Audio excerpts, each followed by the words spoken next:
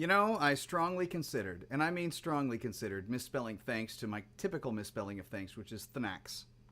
I did not do it. Happy 1000 to me. Thank you, all you crazy, wonderful people, very, very, very much for tagging along and all that kind of stuff. I have no reason to believe that I'm actually there. I was at 500 a year ago, and now suddenly I'm double that. So, holy crap. Wow. If I was going to make any kind of Christmas wish for next year, it's monetization from the tubes of you that we stream upon humbly and, somewhat humbly every Monday. So, without further ado, let's play some stuff. I've got this neat thing I've got to work on now. Sounds familiar? Nope. It's actually weirdly tricky, as simple as it is. Hi, Hoppy. Come on over. So what is this we're talking about? We're talking about a little bit of changing chords with Tony Iommi. Although it's not personally with him, it's just with me and, whatever else I can conjure at the time. So, mic seems a little low today. Let me turn that up. With all the cats that run across here all the time, it's hard for me to get and keep exact volumes. So let's try that. Oh, the delay's almost right, too.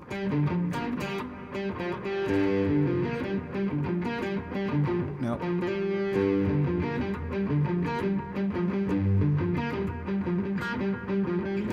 No, they change it.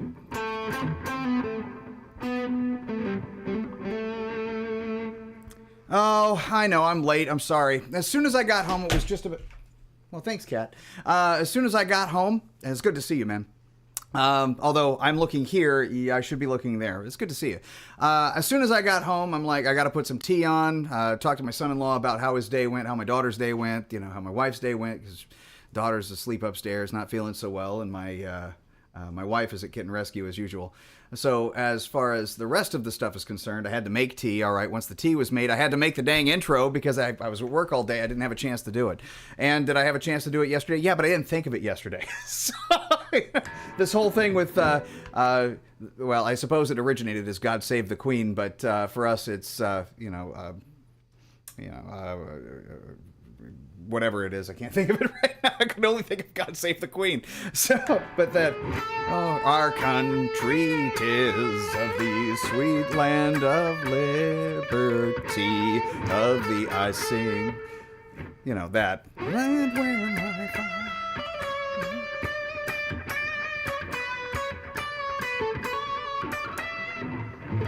Actually, then I do a little... And then start again with a higher octave. And it's pretty neat. So, yeah. Well, I know, yeah, you were kind of absent. I think it was last week. So that's fine. I mean, dude, I can't always make it either. But yeah, that's the really neat part is that I kind of just got home and threw myself into it. And then hopefully some people are still around and you're still around. So that makes me happy. But it's not like I kind of schedule these, but it's not like I'm a real pro or anything where I can just go ahead and, set these to start on a reoccurring basis and then just kind of show up. I'm nowhere near that good. I don't know half as much about YouTube as I probably should. Sup? How we doing over there? So, moderators in the house tonight. Would you look at that? So, yeah, look at it. Look at your name. It shows up in blue now, or at least it does over here. So. So watch your comments out there, people. Nobody talks about tabs, not nobody know how. Black Pill will boot you. No. Actually, I do need to talk about tabs because there was an interesting incident on my channel a very short time ago. I like to help, and I like to contribute, and I like to do the best I can with what other people want. And regardless of what I think about whatever this is, apparently this is becoming a community, and I'm fine with that. That's good. No problem. I mean, I don't think the people outside of, this small structure actually communicate with each other. If they do, that's great. But, I don't think they do. But if I'm not mistaken, when I start to get comments on older videos from people who want to help other people regarding the music that's being played within those videos, and that's community like. Well, I killed that yesterday. I destroyed the spirit. Why?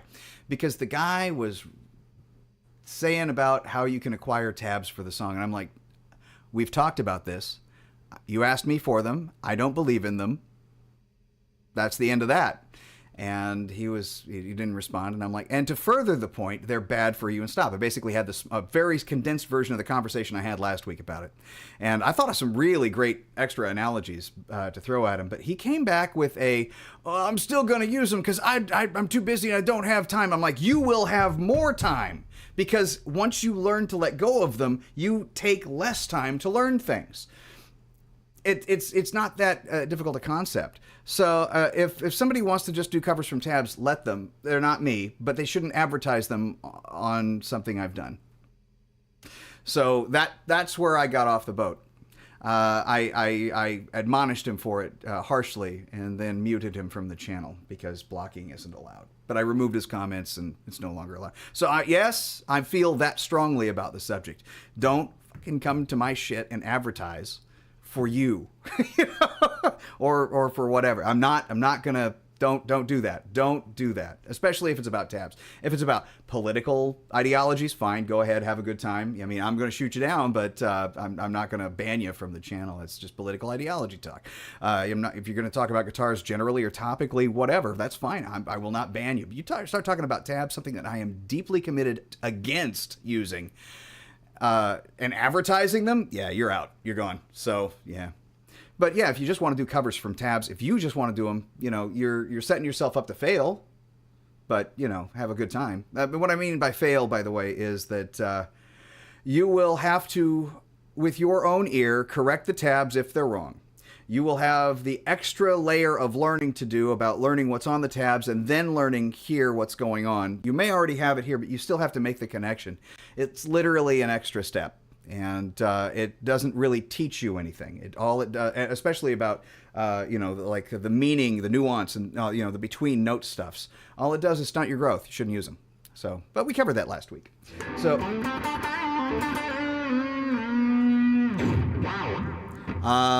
Besides that, let's learn some Black Sabbath. So,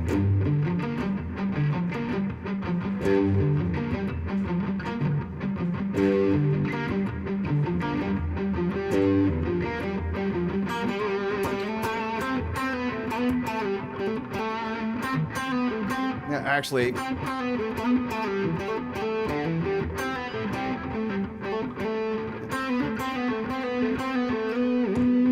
considering I just learned this intro last night, I think I'm doing pretty okay. And then there's some octaves that are kind of weird. It's like something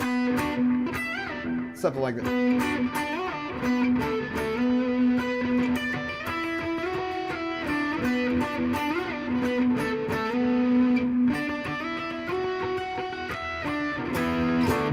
Drum fills.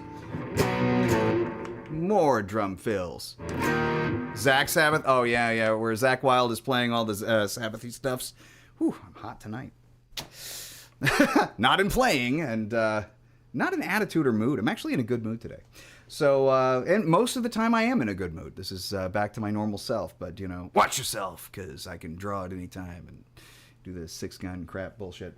So, at any rate, what I was doing with the that Sabbath thing, that it's pretty neat. You do it again. And you do it one more time after the drum fills are done.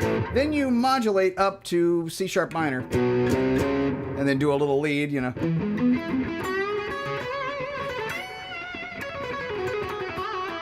Make it kind of Tony Iommi-esque and, do your best at that. Or you can do the Jakey Lee,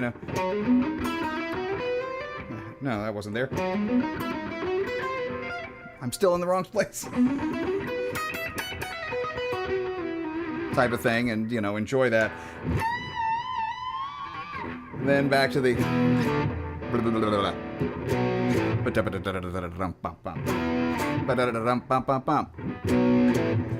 then on to the main riff, which you will repeat a lot.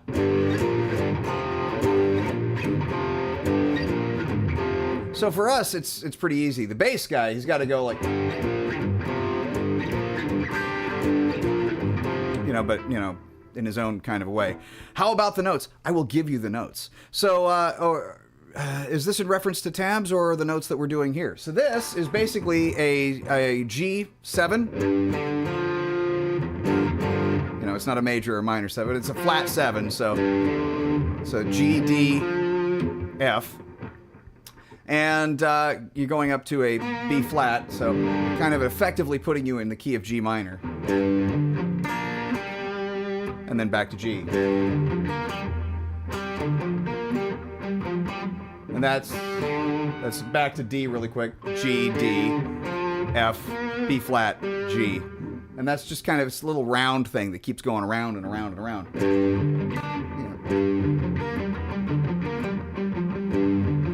Yeah. Okay, generally with as far as like how do you learn the notes from tabs? Tabs don't give you the notes either. They give you fret numbers or a general location about where things might be played. So yeah, that's playing by ear. What's what I mean by it. I mean, it's good to know what the notes are, but in fact, it's very good to know what the notes are. It's much easier than having to do the extra step of learning from tabs, for instance. Haven't played these 45, yes, great, dude. Well, you know what? I just sat down with it last night, and I kind of did a quick scramble for about an hour, just kind of going over, all right.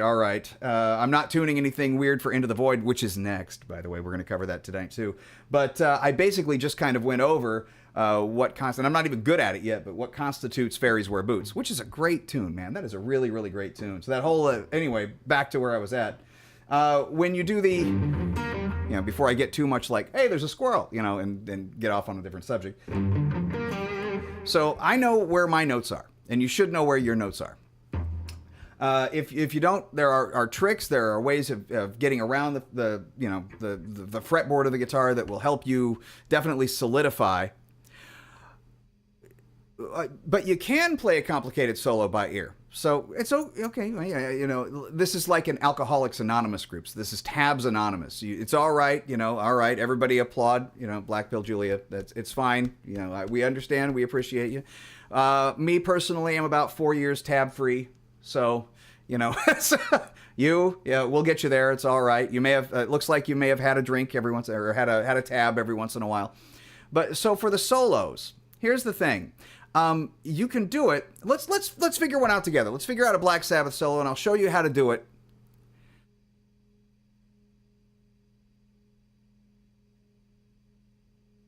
Well, that just means to me that you didn't learn enough of them by ear, because I can still learn a lot of them in a short time without the tabs.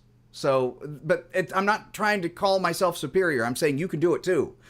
So that's the thing. Everybody can do this. It's not just if you can learn a language, which both of you have learned language or languages, but if you can learn a language, you can learn the language of music. And the biggest obstacle, I think, for most people in learning the language of music is understanding the different sounds. It's something called relative pitch. So if I were to play this, maybe without all the delay, everybody can kind of understand that as some sort of a power chord. So you recognize that sound.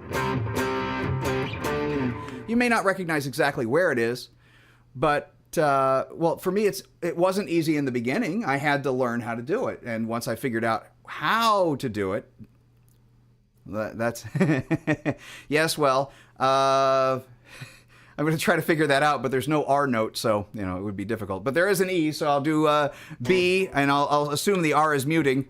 There. E, W is bend. There's G. So, power. Right. So it's neither major or minor sounding, right? And it's not suspended sounding either. So, because there's a difference. But, and it's not a seventh, it's not a sixth, which is like a third, but, an octave lower or an octave higher. I mean, depending on where you're looking at it, or which way you're looking at it. So let's kind of talk about those sounds, though. I mean, if I heard this sound, it will be, but it won't be forever. And that's the point. Once you start to recognize the patterns of, like, scales, for instance. Do you know your scales? Like, that would be G Ionian. I mean, you can play Ionian anywhere. It's a specific sound of the scale.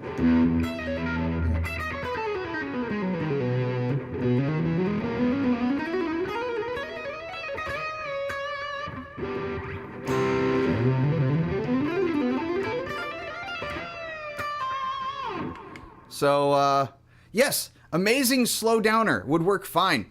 But on the YouTube, as you know, you can slow it down to, what is it, a quarter speed. And that does help, but sometimes the audio gets a little choppy. So my recommendation is, I'm going to, I can't pop up Reaper. Let's use a free one.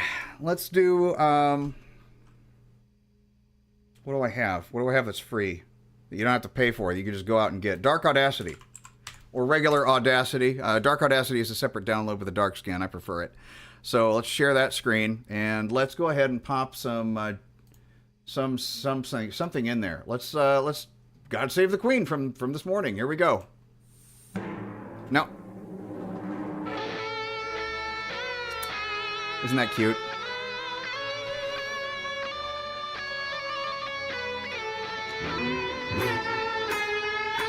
And then I do a crazy thing.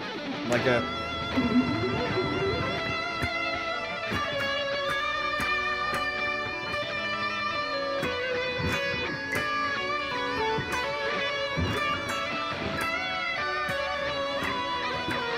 Oh no! Take this, double click it, hit effect, and then what we're going to do is, I believe, a time stretch. Well, there's Paul stretch. If you want it to be a half an hour long, Paul stretch will, of course, do you fine. Perhaps it's under time. I'm sure it's in here somewhere. If somebody finds it and sees it before I do, by all means, change speed. There it is. So I'm going to take that and let's preview it at really slow.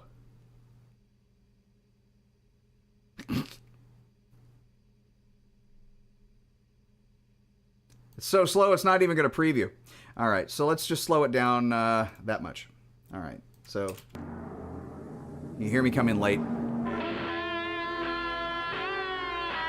Well, unfortunately, that took the pitch down. This is not a thing in VLC Player. We should do it in VLC Player. That's also free. Let's do that. Great. Well, I haven't done this in a long time. So first of all, let's go to our tools and preferences and try to find the speed. And well, let's find out if we need it first. And cancel that. So bracket keys. Left bracket slows it down. Maybe. Let's try that again.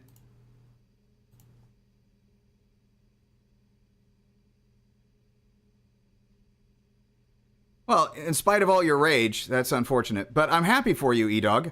So well, that's not playing at all. Why are you not playing? Let's try that again.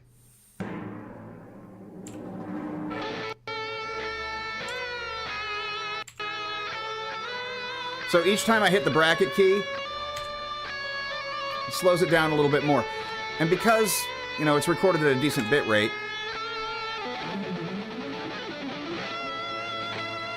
boy, I just jumped right over the place, didn't I, right there? So I've slowed it down significantly. So if I was to figure out what I was doing over here on the speedy thing,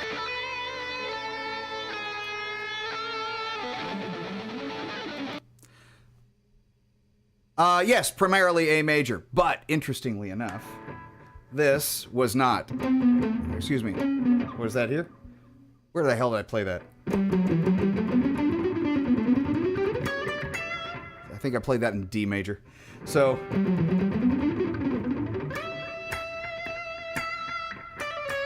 but that's just a matter of getting the sound. So when something's really fast and you have to slow it down, you're still not going to, it's still going to be kind of quick, especially if it started out really fast. Like if we're going to do Chris and Pelletieri or something like that. You know, but there's always a method to the madness. And once you start figuring out what the shapes sound like and where approximately they are, it's much easier to kind of get that. And this has a lot to do with relative pitch as well. So here we go.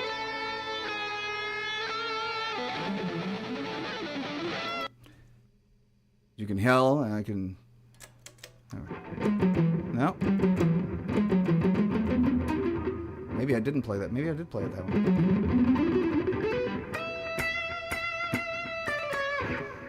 But you have to get the part in your head. So...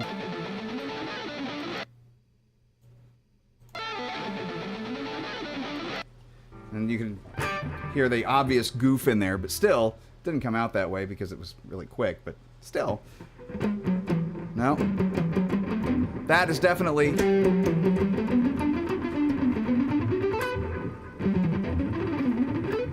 And that's pretty much it. Not even really picked, just a lot of muting.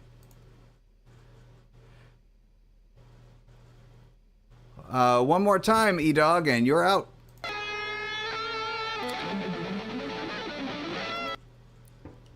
Oh, dude, I'm real happy for you. Blue Hogs, keep it up. Keep it up.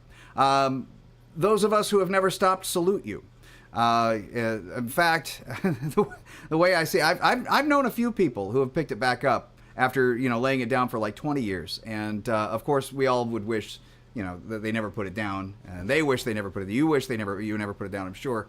But that's what I keep telling people, is that you are never, ever, ever too old to do any of this. E-Dog, you're gone. So, yes, fun stuff. But there's... What I was explaining here is there's other equipment that you can use that is free on the market. And why did I choose the White Jackson? I didn't have one when I bought it. Why did I choose to play it today? It was behind me. So, yeah. So, well, you're extremely kind. I appreciate you. And I'm sorry for the E-Dog interruption. I mean, I'm sure it's nice to have people kind of hanging out and putting interesting messages, about red ding-dings and whatnot. But this is not the place for it, so I had to let him go. But no, I appreciate your comment. Would you like to learn anything specific? Wait, what? You're playing a White Jackson? Yeah, I too am playing a White Jackson. It's amazing. So, in regard to slowing things down, we've covered how I would go about doing. In fact, that's how I used to do it back on the... I'm pointing at the screen that is literally right there. So if you see me pointing like this, it's pointing at the screen that this is on. So I used this to figure out how to play ADI Horror of It All back in like 2009. And I never figured out the whole thing. But it's the same basic principle about how I figured out the whole thing back in 2020. When I did the cover of it, because I had to learn the leads, and that was that. By the way, an interesting point in fact, and I looked back then, there really aren't any lead tabs for that song.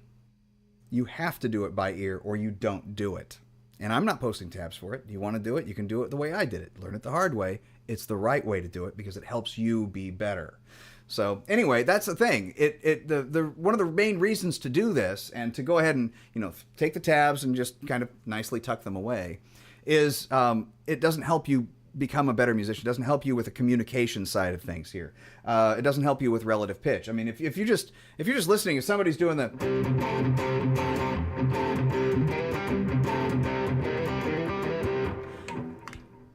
Do you know what they're doing? If you were told at that point to just get down on the guitar and play a lead over that, would you be able to just, figure it out in a very short amount of time? Wait. C. All right. So he's playing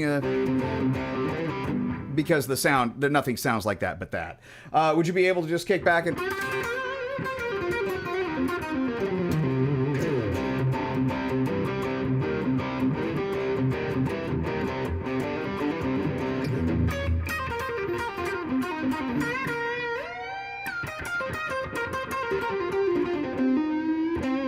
Would you be able to do it? I mean, the whole idea is to get your ear to a point where you can improvise, where you can sit down with other people and whatever they're playing, you can play something to it or play what they're playing with a very minimal tutorial if necessary. But it gives you tools for life. I mean, okay, imagine if I go to Poland. I can't say any words in Poland. How am I going to get along? Or in Polish, how can I get along? I'll need a translator. Or I'll need somebody to basically hold my hand and carry me through. Now, how do you think that person would feel if I'm paying them? Probably pretty okay, but I don't know why pro players promote tabs, but they're recent pro players because the pro players I grew up listening to learned it all by ear and record players and slowing them down. Like I was saying last week, I heard from Reb Beach, for instance, the first time. But as it turns out, he wasn't the only one. More studying, gave me people like that I actually listened to, Randy Rhoads, Kirk Hammett, those kind of guys.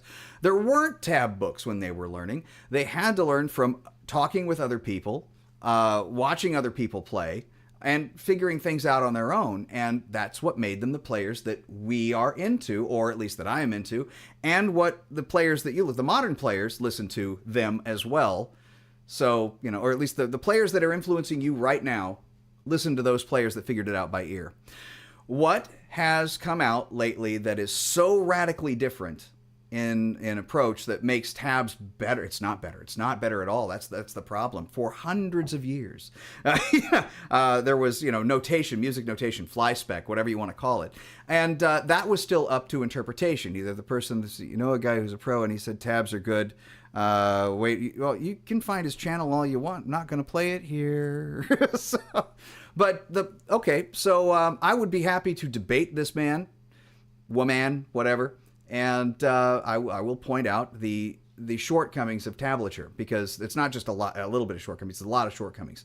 It ruins the up and comer. It takes you and gives you a crutch from the very beginning, from the get-go, that if you don't lose, it will stunt your growth permanently. Like I said, I wish I ditched this 20 years ago as opposed to 4, because most of the stuff that I've learned by ear and learned quickly, relatively quickly, and then I'm learning more and more quickly as I go. The more you do it, the better you get at it. It's like talking. Again, it's like a language. All this stuff that I've done as covers over the past couple of years, I could have done 20 years ago, and I could have done 30 years ago in some cases. Oh, I would love to debate them. I really don't care, because I'm not a credentials guy. I have no credentials, but what I have are really good ideas and convincing opinions. So, yeah, no, it would be great. Absolutely. Would I need a translator? And, I hope it's Ola England, because he releases his own tab books, and that is a completely different phenomenon. If the original artist actually not just has a hand in, but creates their own tablature books, like the guy from Arcspire, for instance, he does most of his own tabs. That's fine, because it's actually from the artist. That's great. It's good enough. But it's still not improving you as a musician. It's only allowing you to memorize an extra thing in the process of trying to, or maybe use it as a guide, fine, but it's still having you memorize an extra thing in order to do a thing that somebody else wrote and you didn't.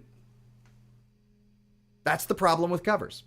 So, I can massage. Okay, I can massage my own thing here and truthfully say I do it as a tribute to the artist and the fact that it's like, hey, I just learned this. But when I make the tutorial videos for it, it's like, maybe you guys want to learn it too. Some people do. And I've gotten some requests, and I still have 2 more to go. So, if I can do them before the end of the year. But my life is interestingly busy lately. And I'm not sure if that's actually going to be, something that I'm going to be able to do. But I'd like to be able to get it done before 2025. But I think that it's a communication thing. If you sit down with somebody and actually show them how to do something, they can ask questions to you. They can direct, like little problems that they have your way. And you can, hopefully, maybe, have the wherewithal to be able to address them. But I think that's the issue now, isn't it? Tabs are cold. They, you just kind of pick off of them. They give you no indication of rhythm. They give you no indication of, what fingers you use. They give you no indication of if they're correct, except for maybe a note sounds wrong to you, but you're not sure because, hey, look, it's been written down. That, it's obviously got to be this way because it was written down. It's not true at all. So is this going to be my weekly tabs challenge or what? Because I'm happy to make my entire channel about, the downfall of tabs, the reason why it's bad for you. But, I mentioned it last week, can you learn how to swim from reading a book? No, you actually have to get in there and do it. Can you learn how to talk to somebody without knowing what the language is? No, I don't think you can.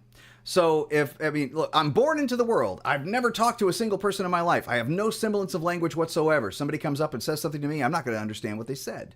Am I going to be able to learn by reading a book? No. If I learned the language by reading the book, will I be able to decipher exactly what they said? Maybe. Maybe with a lot of problems. Like, there might be, I might not know how to pronounce any of these words correctly, especially in English, because it's such a confounding language, especially, if it's a second language. It's like, why do they do it this way? I don't know. It's like 8 languages that are masquerading as a single language. So, few weeks learning the solo over 7/8 timing. Any advice for them to play it more? Yes, I have advice over playing it more. So 7/8 time, I don't count 7/8 in sevens. So for instance, 1, 2, 3, 4, 5, 6, 7. Don't say 7, because when we're counting, most of those before 7 and after 7 are single syllables and count well over a beat. So you get 1, 2, 3, 4, 5, 6. 7 is like 7 and combined. So you just say sev and it's fine. So 1, 2, 3, 4, 5, 6, 7, 1, 2, 3, 4, 5, 6, 7, 1, 2, 3, 4, 5, 6, 7, 1, 2, 3, 4, 5, 6, 7. Easier way to do it is to break it into 4 and 3 and to find accents that help you count that. So 1, 2, 3, 4, 1, 2, 3, 1, 2, 3, 4, 1, 2, 3, 1, 2, 3, 4, 1, 2, 3, 1, 2, 3, 4, and so forth. So if I'm doing that, it might also help to know a few other things in 7/4 time that are kind of like really gut feel, like.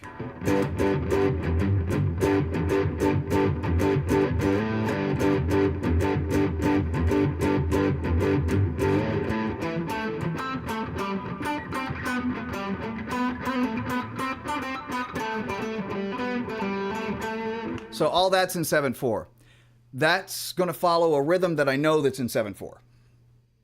Are you catching that? So that is playing by feel, but that's keeping the time. So one of the songs that I would recommend is, I think it's Sahara from Camel. Very good tune. Not metal at all. But let me go find that real quick, because I think that's in 7/4. 7/8, sorry. It's only doubling the bottom number, that's all. Hopper, are you okay, buddy? It's okay, buddy. Let's see. Joel picks, blah, blah, blah, yada, yada. Earth. My media server here.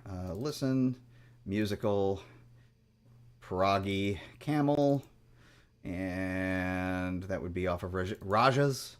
And I believe, was it 3 Wishes? Or was it Sahara? 3 Wishes. Hearing that?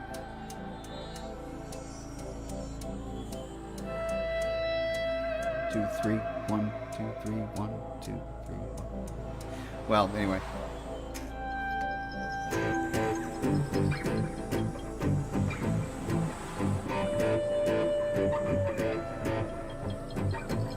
So what I'm going to try to do now, he's not going to play directly over that, but okay, so you get that.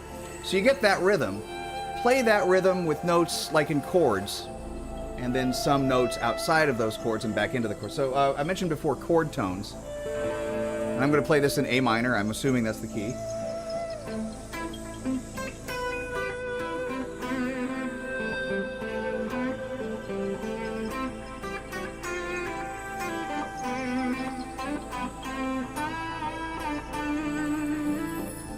And you can hang on a little bit. You can also try polyrhythms, like playing in 3s or 4s over the top of this, and it would be fine. It just takes a while to wrap it back around again. But that's something you could do. You could also skip notes, which would probably be a phenomenally good idea sometimes. So, but with the rhythm still kind of in your ear, right? So.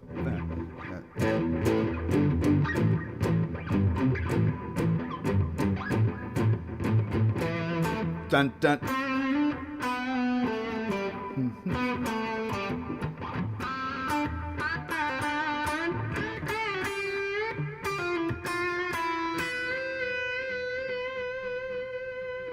Don't forget to hang out for a little bit, give it some space, let the solo breathe. A lot of people from, different backgrounds have different ideas about what that means. But in my opinion, it's just, make sure that you stop on occasion and, kind of look around at the scenery and see where you're at. It's a nice check, just to make sure. I'm glad you're back on track, by the way. Good. So this thing, to me, breathing, means what do you do when you stop? Good vibrato. So...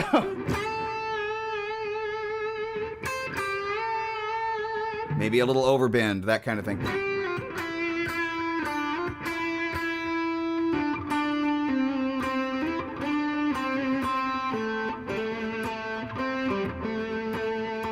kind of echo the thing that's going on in the background.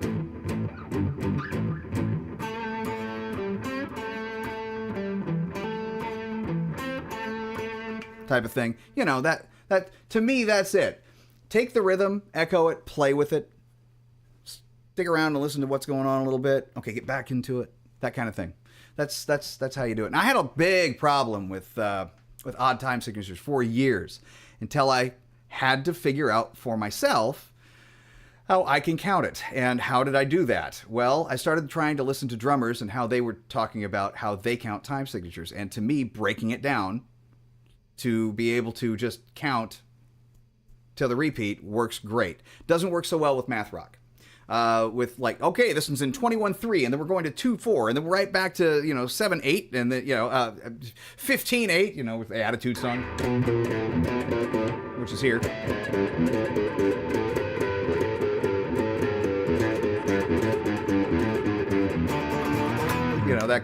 That's ridiculous, but important. Just doesn't sound quite 15-8, but it is 15-8. Nuts. So, but anyway, and I've written some stuff in 13, but trying to actually figure out stuff that you know. Do you play World of Warcraft? Is another question. Blue Mox. Yeah. So if you play World of Warcraft, the introduction to let's say the original World of Warcraft, definitely the Burning Crusade, was in 7.4, and it's a beautiful testimony to what the sound of 7.4 is. But 7s and 5s were always relatively easy for me. But it's it wasn't easy to count, but it was easy to feel. But getting higher than that 9s, for instance, like I think 9/8 time was what they did. Malpractice, Testament did Malpractice in, but not the whole song, just the main theme to it in the intro. But let's take off to Proggy Musical. I think I have one in here. The soundtrack, it should be WoW, yes, World of Warcraft, the Burning Crusade, and we'll listen to the Burning Legion.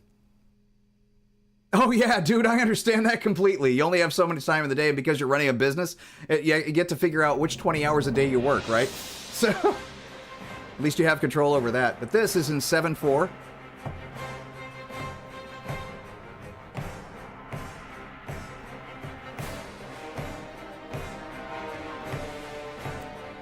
And that's an easy rhythm to do. Dun, dun, dun, bum, bum, bum, bum. But it's all in 7.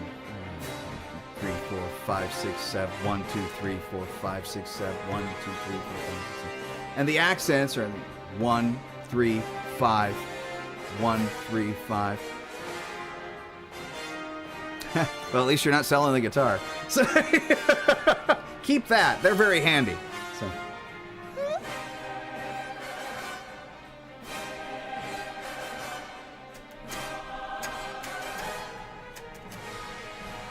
So I'm just giving you some ideas of things that you can get, ideas from. Another one, this is going to be profoundly awesome to a lot of people, that does a lot of stuff in 7/4 is Yanni. Yeah, way safer, right? Yeah, it's totally safer. I mean, you might give yourself some blisters, but you're not going to break a leg.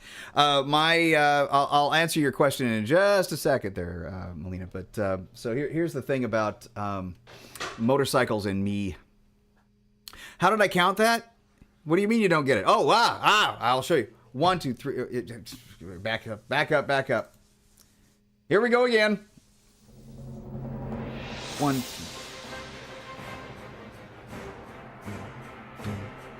1, 2, 3, 4, 1, 2, 3, 4, 1, 2, 3, 4, 5, 6. 1, 2, 3, 4, 1, 2, 3, 4, 1, 2, 3, 4, 5, 6. Well, you could do it that way, I guess. And that would be 8 and 6. 14. So 14 divided by 2 would be 7/8 time. 7/4 time. That's how it's counted. So 7/4 means 7 beats in a measure, and the quarter note gets the beat. Essentially.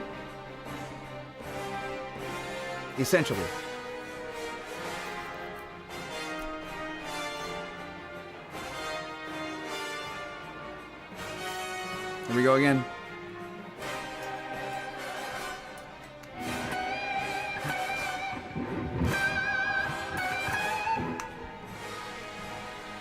Such an epic building thing. Of course, once again, that's off the Burning Crusade or Burning Legion.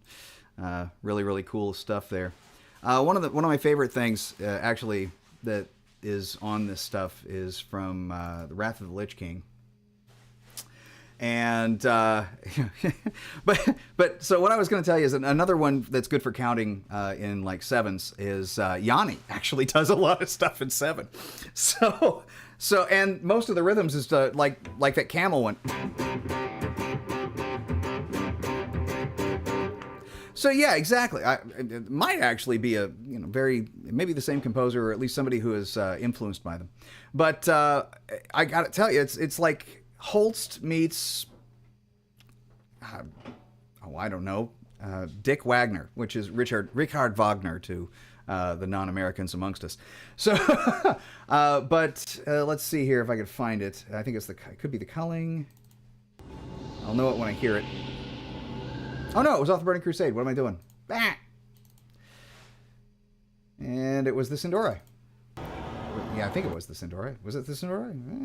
Azure Mistile. No. River City, Caverns of Time, Wastelands, Blood Mist. This reminds me. That's not it. Well, we'll figure it out. We'll get there. Maybe it was the Sindori. Always has the. Yeah, that's it.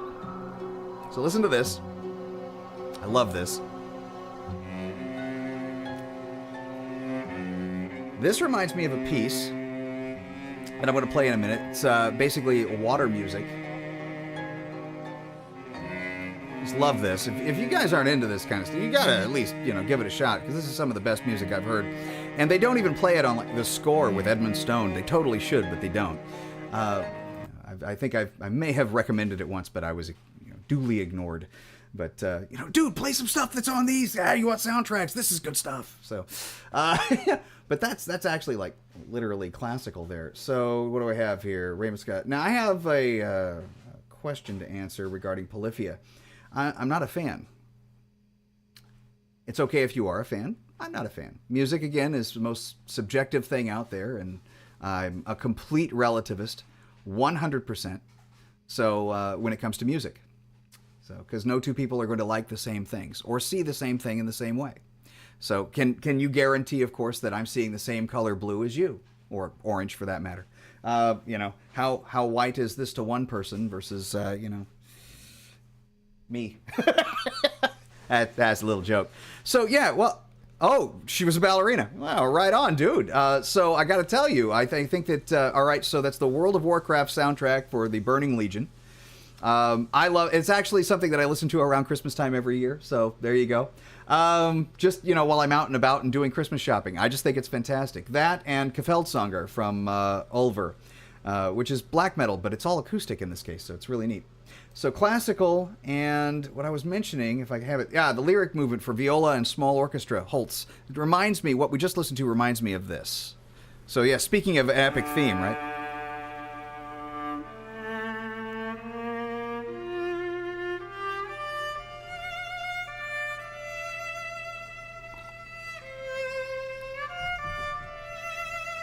So I heard this on the classical station one day. Yeah, that's kind of a weird twist, isn't it?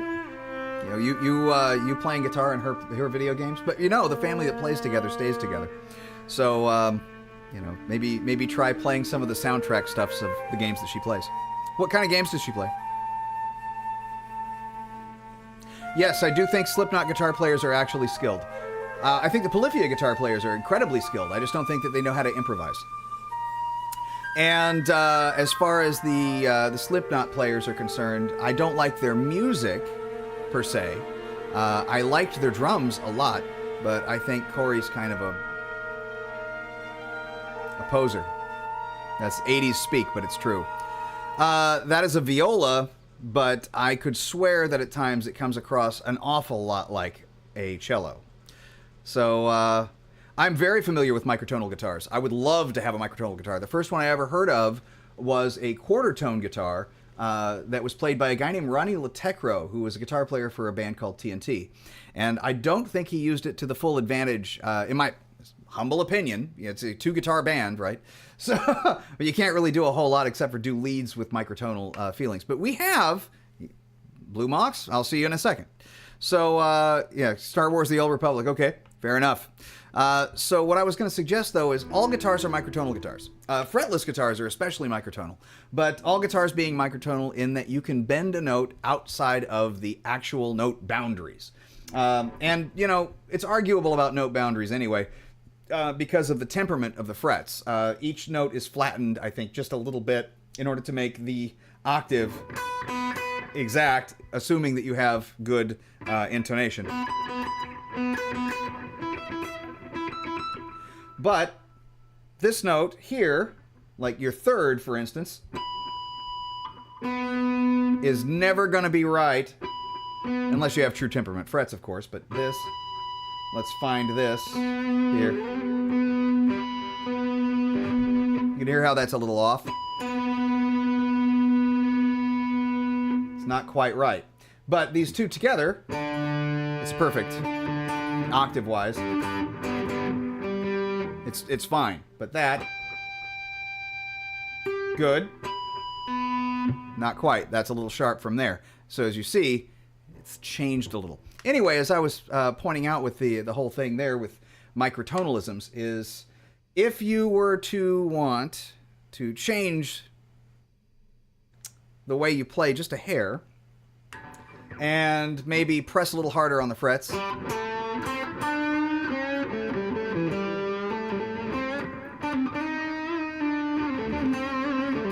yes, sir. Well, it's tea. You guys, you want to see my big teacup? Oh, of course. Everybody wants to see my big teacup. So let me go fetch my big teacup.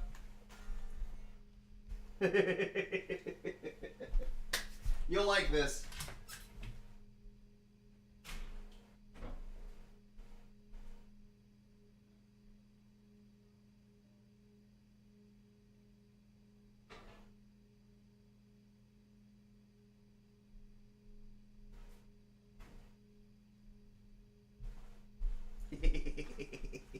That's my big teacup. What in the world do I do with this? It is essentially a pot of tea in a cup. All right, fair enough. Why do I? Yes, you laugh because it is funny. I think most people don't understand my affinity for black tea. I love this stuff, and if it's got a lot of tannic acid, I'm really happy about it. So this is Trader Joe's Irish black tea, and it's damn straight very good. So lots of tannins in it. You actually taste it. It's not a Red Rose or a Lipton. This stuff will knock your socks off if you're used to that stuff. I like a strong tea. So I brew this for the morning the night before. So I got home. This is when I said make tea. I made that and I made this. And then I leave this sit overnight. And then in the morning I take my vitamins and I basically chug the whole thing. And it gets me started every day. So, and I've been doing this for over 20 years. So, although these have come and gone, a few of them don't really care for boiling water after a while, and they bust down below. But, oh, sugar and lemon, and yeah, well, that's a summertime treat, man. You can't do that all the time. So, I used to do tea with sugar in it before I discovered that I liked it better without. But my grandmother had a big impact on my life, and she was the one that got me to start drinking tea. Well, my grandfather, mother, everybody else in the world had me start drinking coffee. They didn't have me doing it. I saw them doing it, and I wanted to do that too. But I gave up coffee, I don't know, almost entirely a few years back. And I can't say that I feel better or worse. I just feel. And that's the point, isn't it? That's a thing. Oh, there is a pick in there. That's good. Didn't have to reach for another one. Okay, so let's talk microtonalism. So this can be slightly off if I were to do this.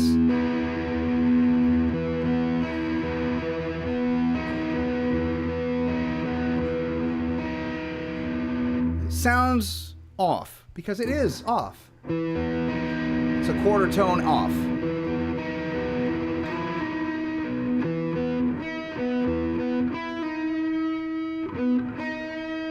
Right in between. So by subtle bends, you can make microtonal anyway. And the blues, arguably, is extremely microtonal because you're bending all over the place and out of key a lot. So.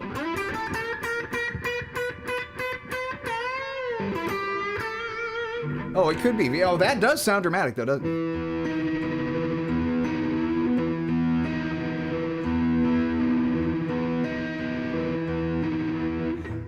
The third, though. So the major and minor third is really where it's at, because this note, so if you know your harmonics, you know, octave, 2 octaves, but this basically is a fifth.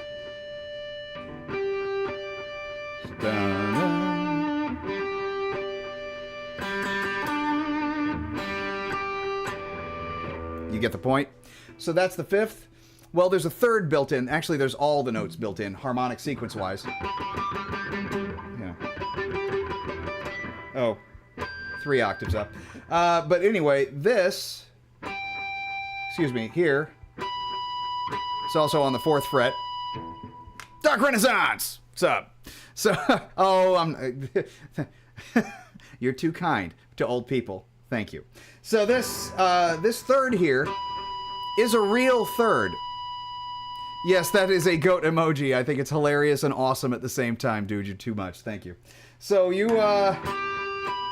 that is a third, but that's a true third. And this third lives just about halfway between a major third and a minor third. So if we were doing like Pythagorean tuning, real honest to God, like real where these things live, not true temperament, that's a better solution.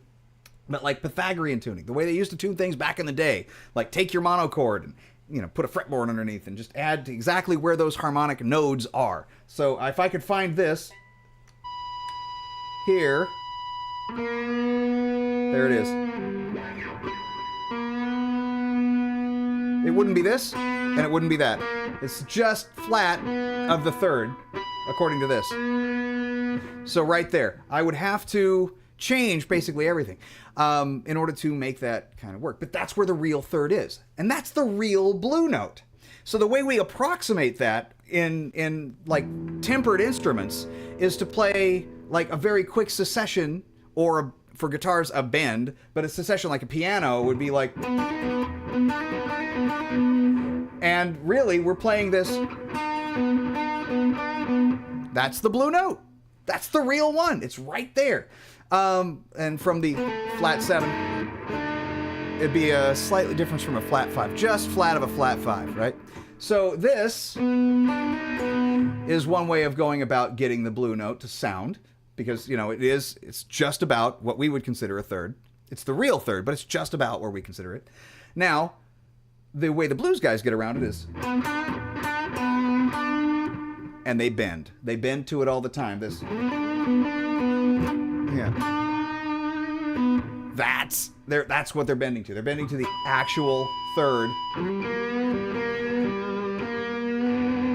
And then maybe up to our traditional. And that's that.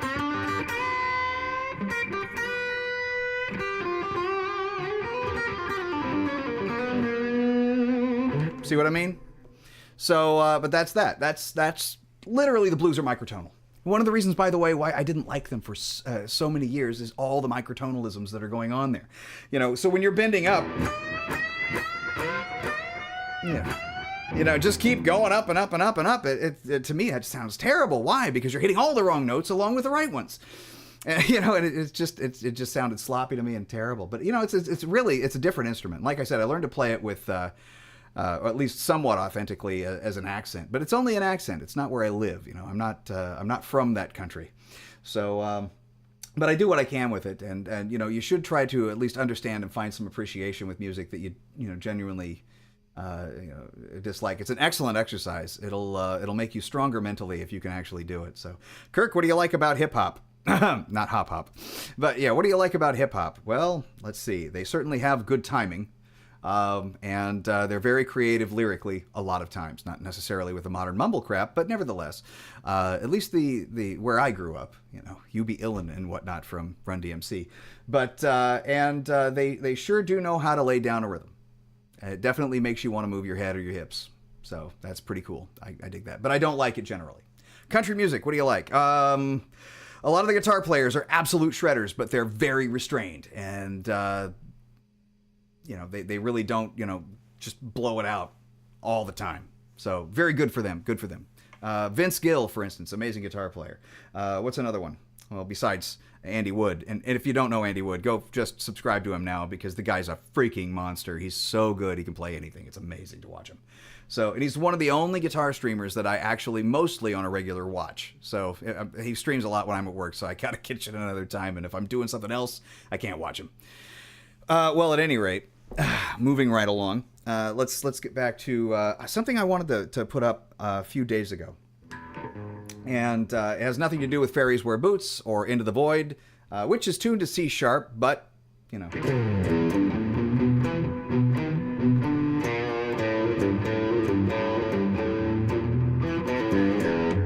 And on and on and on.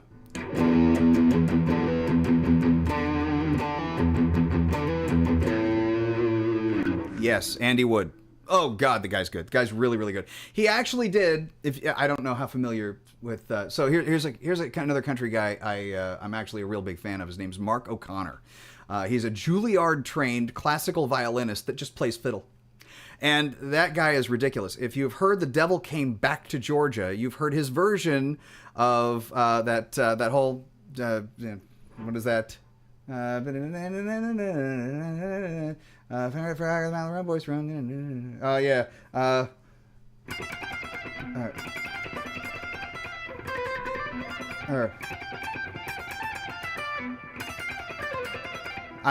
no idea. I've never tried to figure it out, but still, it's something like that. But you'll hear his version of it, and you'll go, oh, because he plays it so damn fast with arpeggios and extra notes.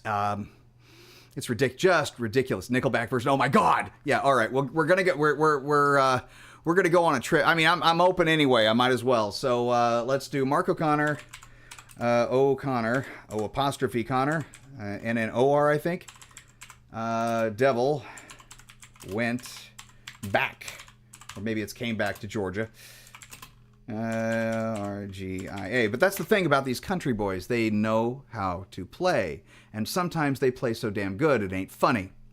And if I can find the live version where this dude here actually looks over at Mark O'Connor and does the whole head shaking thing like, my God, boy, you can play. I mean, that's the best. But in this case, it's just the... that's the first time I ever saw him play was doing this, and we'll get to the end. If you think that you can win, 'cause I beat you. Here we go. So he plays it straight, then he plays it like, oh my God. Here we go.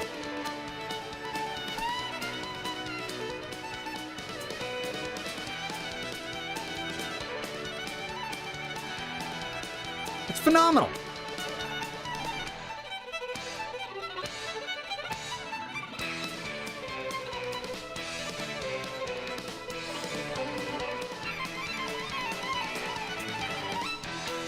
Okay, Andy can play it on guitar. That's why I can recommend that. So if I do Andy Wood, yeah, comes back to Georgia. That is okay. Comes back, sure, like you do, and then we'll go Andy Wood, and you'll see why I sub to him. The guy's just about as humble as a human being could possibly be, and of course, I'm not seeing this anywhere. But naturally, you're going to have a reaction video to this. I mean, I basically just did the same thing, I suppose. Content thief. Hey. Not really. Let's do Andy Wood then. Head over to YouTube, and we'll find him, because he should be right up here anyway. Whole lot of stuff going on. Oh, let's see. $20 spin label. Somebody asked me the other week what albums I've heard recently that I like. What's my favorite album of 2024? Anything these guys play, $20 spin label, anything these guys have is a banger. I've very, very much not heard anything bad from them. And most of the guitar absolutely shreds. Very, very good stuff. So, Andy Wood, where are you at? Andy Wood guitar. Yeah, Andy Wood music, even better. We'll go ahead and do the search, and we'll say Devil came back. E-Devil, yes. E-D-V-I-L. And we'll just say Devil. There it is. Oh, Jack Butler. Fine. Yes, impossible alternate picking. Hello, music lovers, and welcome back. That's to great. Woodshed. I think he teaches you how to do so it. inclement weather and winter time is a great time to get those There we chops go. in order. Decent take for a practice run. Let's check it out. It's so sick. This guy makes me look like an amateur. Not currently, but he does stream.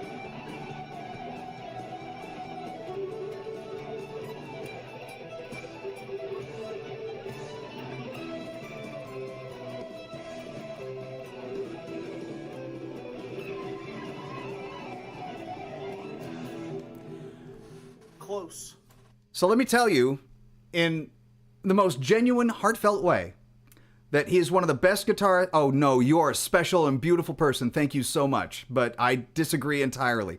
So this guy is probably one of the best guitarists I've ever heard on a technical level, and just for the fact that he's just a regular dude. Yeah, no, he's better than very good. So this is the same guy. This is the same guy who, about the same time that I just thought about, keep that in mind, I thought about doing the Guitar Center, or I think it was Musician's Friend at the time, like guitar shootout, where they had pretty much an open call in all the major cities. You can go there and get in the guitar contest, and basically the best guitarist, is heralded as the best guitarist, and I decided not to. After one thing, I met a classical guitar player that started playing some of my favorite classical stuffs from Segovia and doing it very well, and he'd only been playing for 8 years, and I'm like, yeah, well, you know what? I don't play like that. I cannot play like that. I should have kept playing classical. Damn it. And I'd been playing for about 8 years at the time, and he just was amazing to watch. And I just sat and watched him at a Guitar Center for quite a while, and I thought to myself, you know what? I'm good. I'll just go ahead and stop. Andy won that year. And I don't think deleting my channel. Yes, I have. Considering what you just watched, are you kidding? Yeah. And he does stream. I think he streams every Tuesday, somewhere around noon my time. So like I said, I'm most of the time I'm at work, and I rarely get much of an opportunity to really listen to him, but I have in the past, and I have been able to catch it and just kind of listen to it like a podcast. But I can't actually watch it. So I'm doing other things. I can't help myself. But edit video. What? Oh, dang, he's good. Edit video. So I mean, everybody has their heroes, man. Andy is one of my more recent additions to that roster. I also like Plenty a whole lot, but mostly because of his production chops. You can always hear everything, and I really appreciate that. Everything has a space of its own to breathe, and it's really, really good to listen to. And his playing is pretty incredible too. But I can say the same thing about Fallujah as well. And, that's that. But yeah, basically, everybody go and subscribe to Andy Wood. Tell him Kirk sent you. He has no idea who I am, so it won't mean anything, but it'll be funny. At least I think it would be funny. But, like this, live from the woodshed. That's what he always does. This is his live thing. And this is basically a stream. And, he has 2 cameras. I only have one. One is always slightly delayed from what he's actually doing. So as you can see, play, reach. Whereas I only have one camera because I can't afford 2. It's not completely true. I do have a second option. I can hook my cell phone up and do that as well. But anyway, would you guys be interested in that? Having a second view of, like what I'm doing? Because if that's the case, I might be able to comply. But at any rate, so that's that. Let me answer some more questions like directly here, and we'll go back to the mains, where I do not play like, no. He's so good. It's just unbelievably funny. Well, I mean, let's say you meet, to take lessons from this guy, what it would mean. And, watching a stream is effectively like taking lessons anyway. Show his own songs. He has some, and they're pretty remarkable. Back to Andy Wood. I could probably just go to history. It would be much easier to find it that way. Channel, YouTube. There we go. Oh, that's my own. That's not it. Let's see here. Back to you, Andy. I feel like I'm on the news or something like that. So there's Andy. By the way, Anthony Lopez used to tune in every once in a while, and he's ridiculously good too. He's very, very accomplished. There's a couple of guys on there. Andrea Rucci, as if I'm not mistaken, also quite incredible, and would basically make everybody want to quit, myself included, if I watch too much of him. But he does have a habit of posting an awful lot when he posts. It's like giant post regurgitation. So it's and there's like 8 videos, 5 shorts, 3 regular videos, but they're all like a minute long. Andy Wood, sorry, Aiden Paladin, if you guys like statistics and analytics, with no BS. So this is a cover of the Rooster that he did. This is one of his own. Nice cover.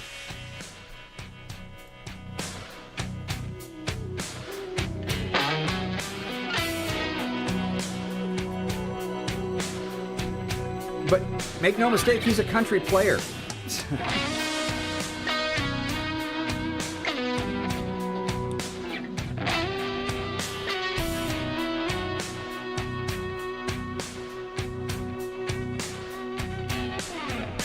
I mean, look at this. Tim Pierce guitar. He might be the best guitar player alive today. Oh, you can't see it. Sorry. Nice cover. And right there, he might be the best guitarist alive today. Yeah, he actually might be. He's extremely good. Not the fastest, but he is fast where he needs to be. He's got a great ear for what needs to go where.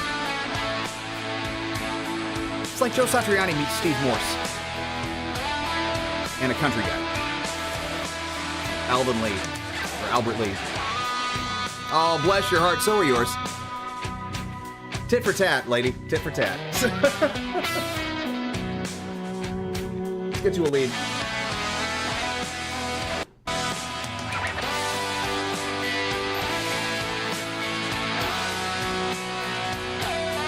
But here's one for you guys, right there.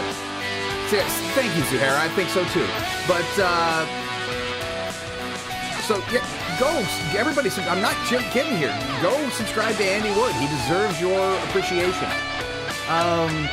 He's an extremely accomplished and very, very humble guy. But look, strengthening interval recognition. And this is exactly what I'm talking about as far as like the, what interval is that versus what interval is this or this. Is to be able to pick those out and hear them. Good man. But yes, this whole thing with, what's what.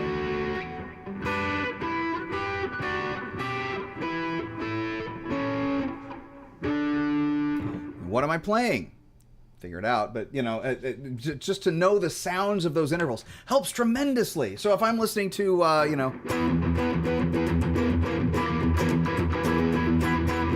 by the way, that's 7. But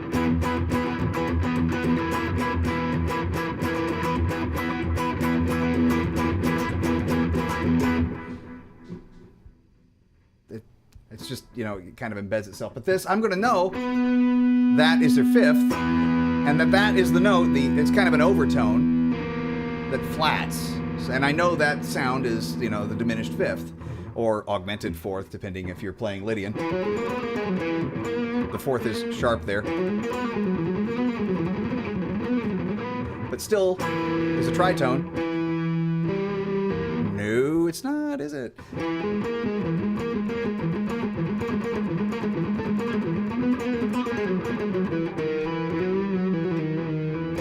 Oh, by the way, let me get back to full screen here, and I've got some personal information to share. As you can see, the little green beastie behind me is all illuminated. The EVH is back in action. Why? Well, I did order tubes for the Ironheart, and I didn't want to push my luck and, fire it up and, it'd be even worse than last week. So I did order tubes for it. They should have been here, in my opinion, by now because they left a warehouse in Tolleson, Arizona, and I ordered them on the 4th.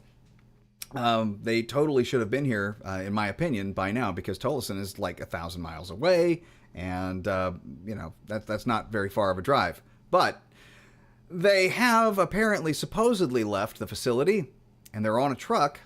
And they're still on the truck right now. They've made no headway whatsoever, but they still are supposed to be here by tomorrow, they say.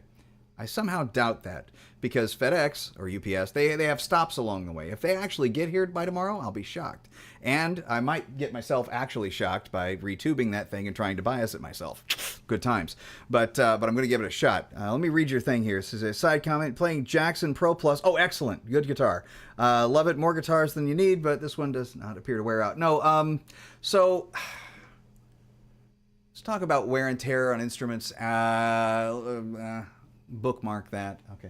So going back over to here. So instead of firing up the Ironheart and maybe being disappointed even more greatly than last week, I'm on the EVH and I'm on the clean channel of the EVH. And gee, green is really Christmassy. I haven't put up those lights yet. They are in the living room, but not here. But at any rate, so yeah, it's a waiting game. I also ordered another overdrive. I'm a fan of overdrives and trying different overdrives, and this one just had a lot of really kind of calm, mellow sauce to it. I really liked the idea, by the way, also of a cheap overdrive. And this is a one from Moen. Now, in America, Moen is known as a faucet company.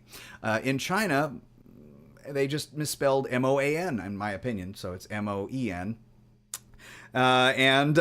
So Moen, and it's their like I think it's called Extra Blue or something blue, but I got it for like $38, and it had to ship from Canada, and it's not supposed to be here until December 23rd. So I'm just gonna wrap it up, put it under the tree, and open it up on Christmas.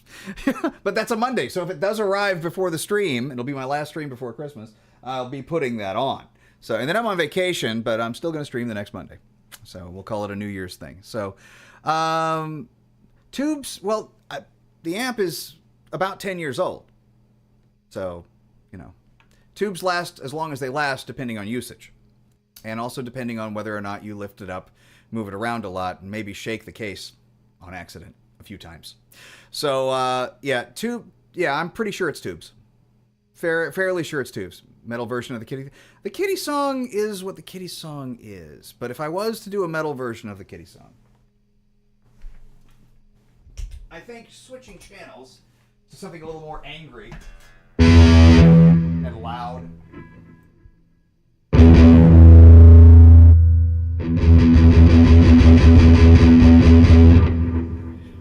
So if I was to do that, I'd want to reharmonize some stuff because, you know, the whole thing is kind of a blues work, right? Oh, that's actually very loud. Let me turn that down just a little bit more. How are we doing?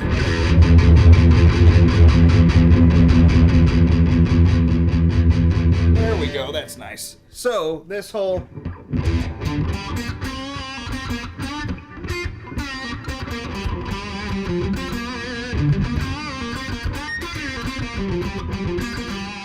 I would consider reharmonizing that, or at least changing that in some way to give it a little less sass. And that's what that is. That's kind of a Texas, you know, ZZ Top-esque, you know, bluesy sassiness. So instead of, I would think, no, maybe.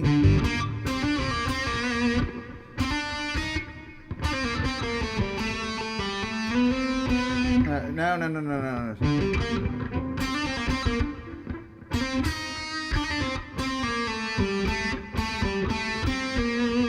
Something like that, and you know, with a lower harmony beneath. Well, I mean, it depends on what you were trying to convey. And so with the kitty cat, you know, leaps up into the room, then he walks inside. Right? I'd have to do something with that. So I'm trying to think. Maybe I wouldn't even play it in the key of G. Maybe I would do something like, you've heard of Testament's The Ritual, not the song The Ritual, but the album The Ritual, and it's Electric Crown. So.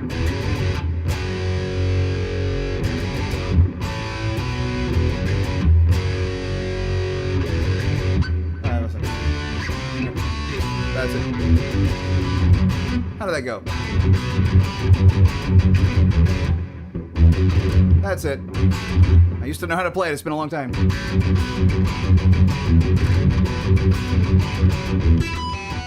That, I think that we could do something a little bit more like that. So, if in G,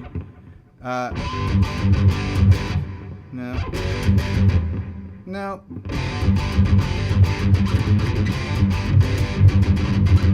don't know. I'm just goofing around with that. Ah!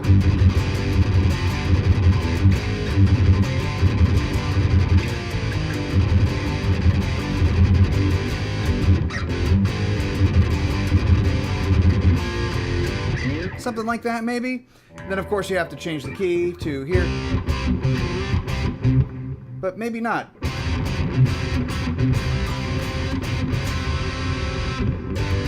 But with the same kind of rhythm. So, you know, I mean, it's possible. We can do all sorts of stuff. Now, one of the things that I wish that I could do is go ahead and, you know, fire up Reaper and actually record, you know, without ruining the setup in OBS. Oh, yes. Share screen and show OBS. Let's do it. Ah! So, as you can see, I've got little plugins here and whatnot. So, let's open the stuff up. Like for vocals, for instance. Hit properties, and it's essentially, you know, the Motu M series and the first input. And that's this, which you can't see because that's in the way, which is this. Hello, right there. And then the other one, which is the guitar input, which is really, really interesting to me because, you know, that's where it's, you know, all fun, kind of slightly dangerous. It's input 2 and 3, and that's where those two mics come in. 3 being the ribbon mic, and it doesn't have phantom power on, so that's important. Now, input 4 would be the input for the guitar that's plugged into the computer directly, and that's what I use on Reaper. But, you know, I mean, I could use this, I guess, but I just don't know how that would really pan out. What does Reaper do? Yeah, it's like GarageBand on a Mac, yes. So let me pull that out here. I'm going to go ahead and fire it up. Oh, no. And it's going to tell me that there's a new one out. Takes a little bit. And, of course, it's opening in the window that I last used it in, so that's really nice of it. But, yeah, it's essentially a multi-track. So, like this. This is the last thing I helped Black Pill Julia on. And I think that the collaboration was good and nice. I did try, and I do owe you an apology. I did try. I really, really did try to think of ways of helping and adding textures and stuff like that to your most recent tune that you sent me. But I swear to God, I just couldn't do it. And I am not going to force myself to do something that I just don't think is going to work out well for me and for you. I mean, I'm not going to deliberately put something down. In other words, I'm not going to force it. If it comes to me, it comes to me. If it doesn't come to me, and it winds up being crap, whatever I do on it, I don't think I can live with that. David Bowie actually had a pretty decent thing about never doing something that he thinks that he wouldn't be able to really give a good contribution for. And I appreciate, you know, what he did with that, or at least how he went about doing that. And I kind of feel the same way. It's if it's not there for you, it's just not there for you. And it wasn't there for me. So I wish I could have helped out, but I just don't think I could have.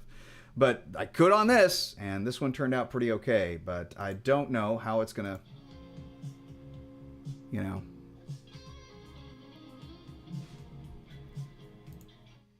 I don't even know if you can actually hear that.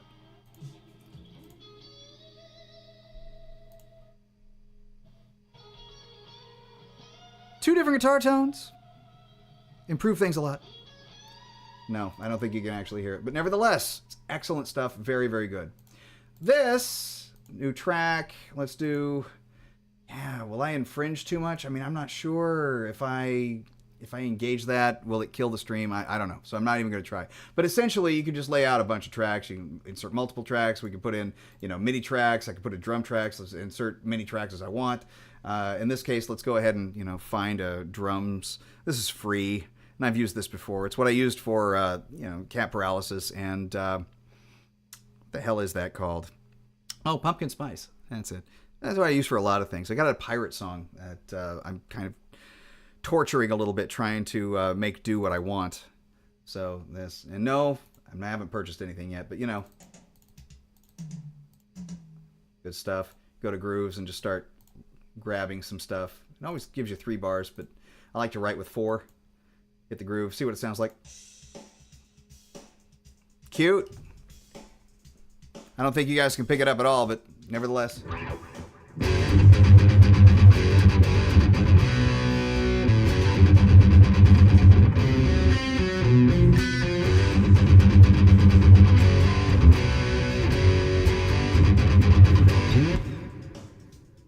Easy as pie. Stop the groove. If you like it, go ahead and grab it and, drag it over. It's just like anything else, modern drummer, all that kind of stuff. But, it exists. Oh, what do you want to do? I want to, pull this and, make it longer. This is another place that you can actually do like music slowdown with. So, of course, it's not going to come out, but still, let's kill that. Well, so I also add to the drums. That's just not. What do you got here? Can I cover this? I might be able to. I don't know. I might not. Well, before I even start to, and you seem to be laughing a bit at this. So, what's the translation?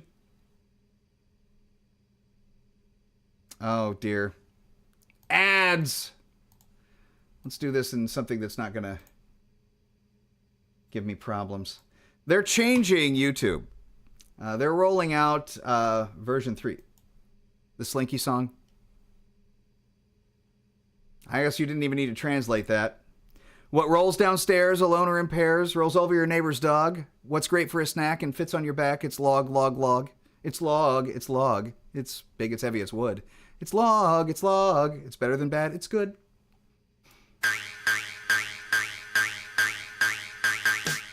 Wait.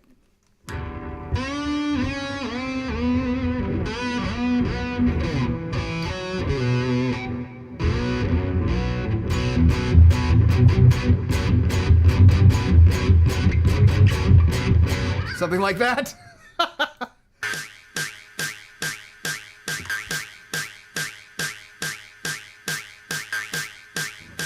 Is that the whole thing?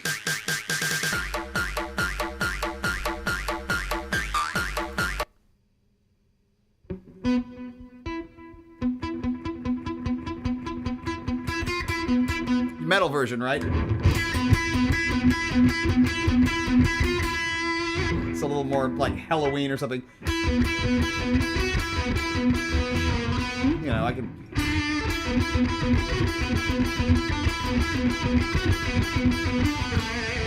I don't know how it goes from there, but that would be hilarious. Maybe I will.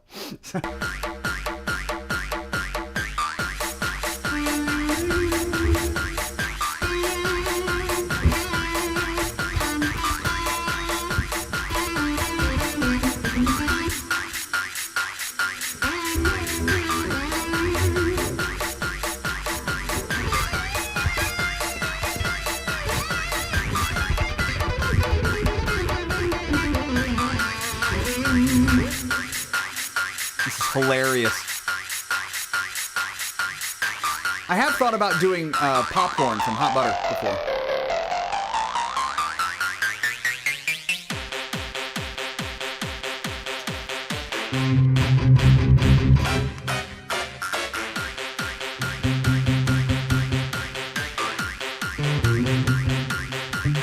That's it.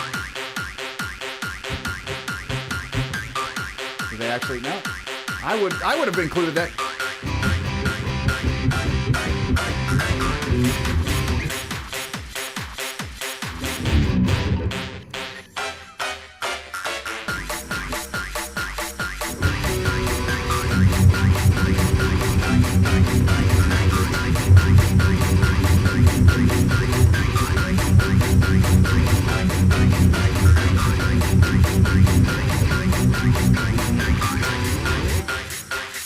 Fantastic. So musical.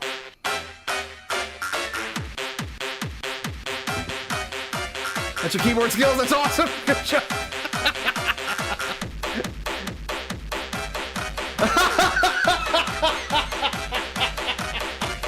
It's the metal challenge. Can I make this metal? Yes, I think I can. And I might actually do it too. This is fun. I'll do it in a Santa hat. Try to make it Christmassy. Merry Christmas, everybody. Even if it doesn't apply, take that. So. Is that, I wish you a Merry Christmas, I wish you a Merry Christmas, I wish you a Merry Christmas, even if you don't want me to. So, starting to feel ill. What is this? Well, apparently it's the Slinky song. And I'm not sure exactly where they got the, you're not joking? Oh, well, I'm sorry about that. Don't feel ill. I'm going to make a metal version of that at some point in the future, without the broinginess. There'll be some broinginess, but it'll mainly be from the broinginess that I create with the instrument you see before you. DJ Hazel, hilarious. Just hilarious. Let me go ahead and click like, of which 29,000 people are a part of that. Oh my God. 29,000 people clicked like, but only 5.52 thousand subscribers, which I think is funny because the like to sub ratio, well, that's really something else. So, jokes only, not political. All right, fair enough. No, I will be doing jokes only. No, I'll be doing a joke of this. So, in a political thing. Oh, the political thing being the Christmas thing. No. I can wish Merry Christmas if I want to. Take that. Orange is going to make Trump amps. Oh no, he's not. No. Oh no. See, I know about the guitars and Guitar Max, whom I do not subscribe to because I think he's kind of a normal YouTuber. There's not a lot of personality there. It's like No Personality Radio, also known as NPR, where it's I just have a few things to say, and I'm a big guy. I'm gonna play really fast, and I'm a nice guy, but I'm a harmless person. And then I'm gonna ask you everything that you feel. I don't know, but I don't know. See, that's the thing that gets me about YouTubers. The ones that say what they feel, and then say, but I don't know. What do you think? No. You just said what you know. You're asking for engagement and communication. I get that. I understand that, but I think it comes off to me kind of fraudulently. I mean, most of the bigger YouTubers do that, and probably for a good reason. They're kind of fishing for engagement after the fact, but I can't do that. It's just, it's not a real thing. But dude, no, orange amps need to not do that. Although I think, oh my God, though, the hilarity of it all if they did. What are they going to say next? Orange amp bad? Yeah, because the tie-in with Orange Man Bad. But the thing about the Trump guitars that get me is that they're kind of shit. You look at them and you go, that's however many $1,000 that they're charging because he signed it. They're limited to 700 copies or whatever it is, but they look like a Gibson to me. Gibson ought to have a field day with killing them, metaphorically, for unaliving them with lawsuits. And I'm not even big on Gibson, but I think that's just the funniest thing. So. Oh, aha, there's an extension for the dislikes. And everybody should get the extension, depending, of course, on what browser you use. But I think it's called Return Dislike. So let's take a look at that. Hide shortcuts, opera gestures, blah, blah, blah. Oh, yeah, I'm actually not using it here. But hide shorts for YouTube. I don't actually have that on. I can see shorts in this just fine. But the way I have that shorts setting set is that it opens up as if it's a regular YouTube video. I don't have to watch it on a shorts feed, which is great because then I could just watch it again at my leisure. Let's see, dark reader, blah blah blah, change switcher, opera gestures. Where is it? Oh yes, right there. Return YouTube dislike. Works great. So Trump guitars are just cheap Alibaba guitars with the moniker slapped on. I believe you're right, but the problem is that the company approached Trump and Trump said, "Yeah, go ahead." It's like the shoes, dude. Some people are going to do that, right? I don't know what percentage Trump's getting out of it because he's licensed his name to be used on the instrument. There's an actual company. He's not behind the production of this. He didn't come up with the idea. Like I said, I saw the Guitar Max video. It's just somebody approached him with the idea, and he's like, yeah, go for it. It's too much. Not just in price, but I think it's asking too much. I don't want that. In a world leader, if they're a guitar player, fine. I mean, look, Bill Clinton, regardless of how you feel about Bill, no politics once again, he played a sax and a cigar while his wife was unaliving people and calling them suicides. So, one way or the other, it is what it is. I don't think that it's a good idea for these companies, even though the orange amp thing, I'm sure, was a joke. God, I hope it is a joke. I just don't think that, getting involved in such a thing is a good idea. So, in spite of, whatever way anybody voted, I don't care. I really don't care. I'm a guitar player, and that's what I'm here for. But maybe the reason why some companies are going broke is because they became too ideologically invested on one side. Maybe some of those companies that are very big are changing their minds about that right now, and that's why we're seeing some things in the industry change, like what happened with Chord versus what happened with that X-Men game that just dropped and 48 million people are playing as opposed to 300. It's a massive shift just because they went ahead and said, make it a good game that looks good, even though it's owned by China and not Disney. So Disney owns the copyright and the trademarks to Marvel, but they just licensed the game. That's it. But maybe companies shouldn't be so ideologically invested one way or the other, and just kind of go ahead and say, we're not going to touch that with a 10-foot pole, like they used to, and not touch shit with a 10-foot pole, and just go ahead and let the sides argue against themselves and just go ahead and sell them things. Everybody needs to buy the thing. Jackson Guitars, everybody needs to buy the thing. So, although they were kind of political for a bit too, and it is what it is, but they stopped, and that's good. Well, that's my political spiel for the day, guys.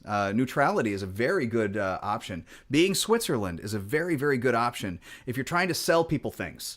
So I'm not trying to sell you anything. I can go ahead and be political if you want me to be political. I don't think you do, but the approach, I think, is a very flawed one, to just go ahead and sign on the dotted line and be cool with it. Thank you. Very well said. For everybody who's not reading that, this is we all have our opportunities and opinions. Get your gear you want and love it. Precisely. It's exactly what I'm saying. I am here as a guitar channel. I am not here as a political commentator.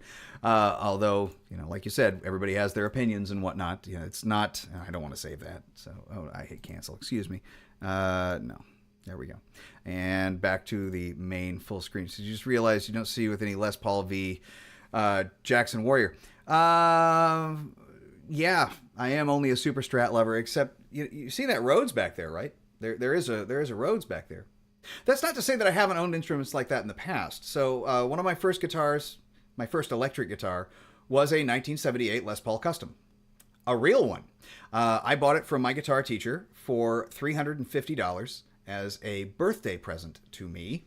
At the age of 15, I paid a year's, I was saving. I saved my allowance for a year. I paid half, my mom paid the other half, and I got a freaking Les Paul. It is a heavy, heavy beast of an instrument. It did play very well, but it wasn't good for my playing. Here's why. By the age of 18, I could play pretty fast. And this is, again, 15 to 18. That's 3 years. And I did take a year off because of a girl. Honesty is the best policy, right?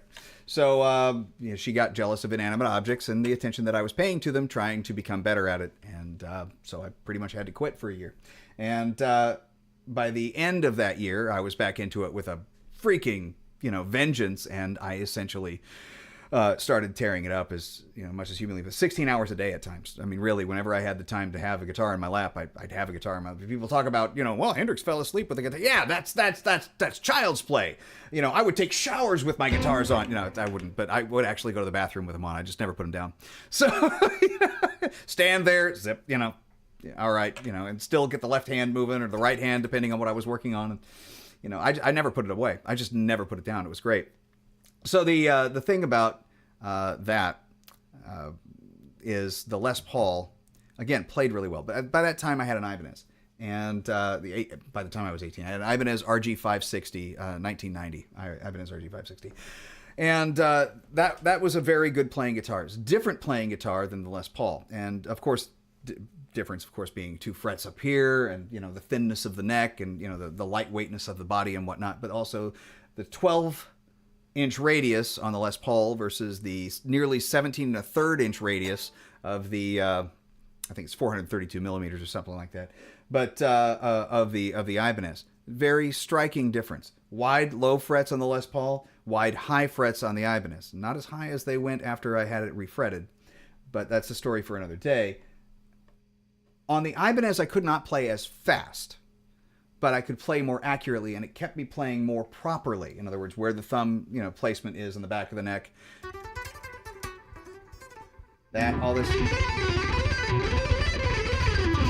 All that was better on the Ibanez. When I switched over to the Les Paul, I could physically play it faster, but it made me a sloppier player because I couldn't quite keep up with like what the stuff my left hand could do with my right hand. And, you know, after a while, and I get back on the Ibanez, and I can't play as well. So I traded the Les Paul in for a Hamer Diablo Limited in 1993. And that was dumb. It's still my biggest regret. Mainly because of how much that guitar would be worth today. So it's almost 50 years old and worth at least $6,000. So it was wine red, 3 pickup factory. So yeah, that's it would have been better, but if I kept it. But also, I'm kicking myself about that Hamer Diablo Limited because that was the best guitar I ever had. And a couple of years later, I traded that in for a USA Jackson that had a volume knob right here. And it just never played completely right. It wasn't perfect. Oh yeah, that was a real Gibson. I traded in a Gibson Les Paul Custom 1978 for a Hamer Diablo. That and $100. Yeah, it went bye-bye. I traded that in, no problem. But the Hamer Limited was perfect in every freaking way. Even though the volume knob was still kind of down here, it was mostly out of the way. And I had to change the way I pick a little bit. So, yeah, when I get there, I didn't have to really change the way I picked like I did on the Jackson. Because, you know, again, that's a stupid place to have a volume knob. Right here, that's dumb. If you're playing leads, your hand's on the volume knob. You're hitting it all the time. It's a bad design. So when Fender bought out Jackson in 2004, by 2006, they realized that, and they moved this back about a half an inch to an inch. That's about 3/4 of an inch. And you know what? Better design. They just did better by doing that. Now, as far as like the regular Flying V, yeah, Fender, well, as far as the regular Flying Vs go, I would love one, but I don't want to buy one because I'm cheap, and you're not going to find one for cheap. And the Epiphone Les Pauls, or not Les Pauls, the Epiphone Vs are still not as cheap as I would like to buy them for. And also, the Epiphone Flying Vs, as much as I approve of them, are not the Gibson Flying V that John Connolly, Kirk Hammett, and all those guys that I grew up listening to play. And so I want one of those, and I can't afford it. I probably could, but I can't allow myself to afford it. It's just one of those things. I don't believe a guitar should ever cost more than like a specific set of, amount of money, ever. I think $1,500 is my total max. I will never go above that because you get diminishing returns after that. No matter what it is that your investment grade interest in is, I can't do it. I can't do it. For me, I can't do it. Diminishing returns. I can take a $400 guitar. I bought this used for $4, sold new for $8. And I made it into, because of the experience that I have in working on or building instruments, I've made it into a guitar that's essentially the same kind of playability as a guitar that's worth more than $1,000, like a $1,500 guitar. So, and that's the thing, you can always modify the guitars. Exactly. So, yeah, guilty of Adorama. Let's see, EVH Relics 699. Yeah, okay, cool. Well, you know what? Your wife will get over it at some point in the future. She'll find something on Warhammer that's, worthwhile. Or, excuse me, Knights of the Old Republic, like a skin or something that she has to buy, and we'll be all like, what the fuck? But, still. But, yeah, diminishing returns to me. If I were to buy, let's see, I've gotten my money's worth out of that $80 bass that I showed y'all last week. I've got my money's worth out of that completely, and I think it's justifiable for me to buy something like a 5-string,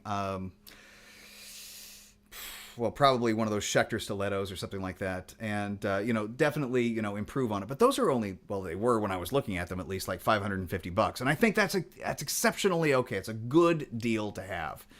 First named guitar. What do you mean by first named guitar? The first guitar you named?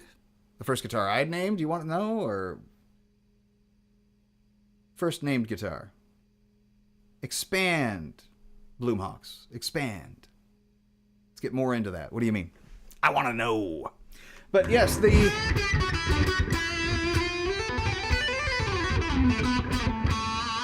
I'm goofing up all over the place, ain't it?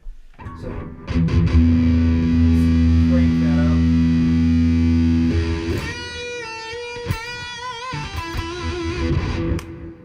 Oh, you call it the UGG? Oh, that's cute. I look, for guitars, I am very generic when I name them. I don't actually name them. I have kind of this rolling thing about them. So Ultimate Goat, yeah. Well, Ultimate Goat, I think Ultimate Goat, yeah. That could actually. Hey, well spotted. I didn't even think of it. I'm thinking Ugg is in like ugly, but so. Generic names. That's a green guitar, right? I'm calling that the green one, or greenie, or the green screen guitar. Let's see. I've got the Pink Nightmare down there because it's that pink Strat I've got. That one over there. I don't have a name for that. This one over here, I call it the Charvel. How generic, right? So call your Ibanez Shrek because it's green. Good job. All right. So over there, I've got. Okay, so my friend Chris has dubbed the Black Jackson here. He calls it Blackula. Fine. I go with that. It's a Halloweeny guitar, and it's black. Let's do it. So I'm for it. And why is that? Oh, I see. It's under the chair. It's wheels. Oh, there we go. Come on, get out of there. So, but no, as far as guitar names are concerned, I don't have any. Guitars are guitars. This is well, actually, I did name this one. So, how many people are familiar with a movie with Chevy Chase and Goldie Hawn? I'll wait. And if it's the movie Foul Play, we're going to get along just fine. Great film.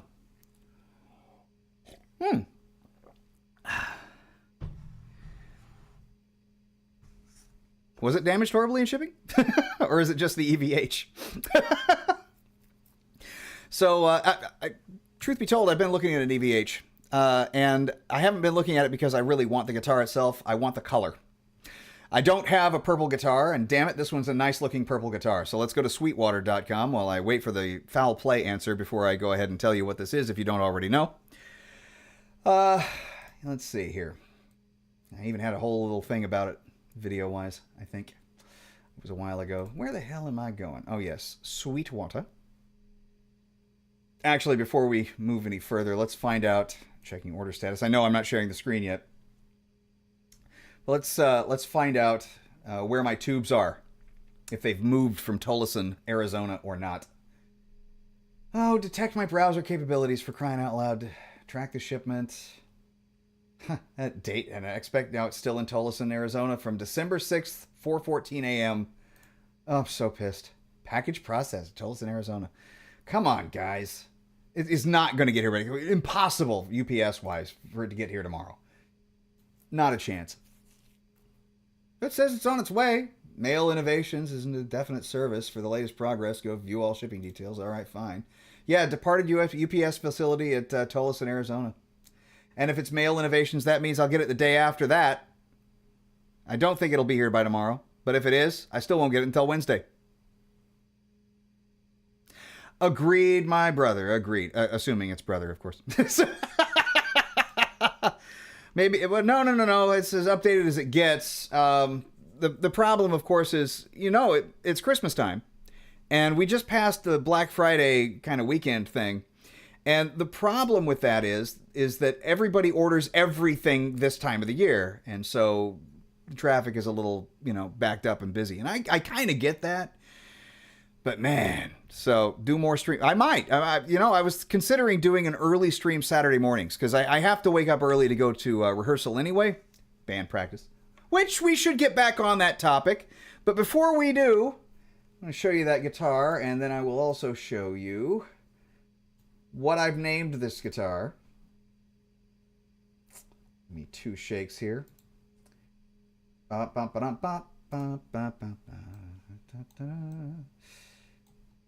on, where's my previously viewed crap?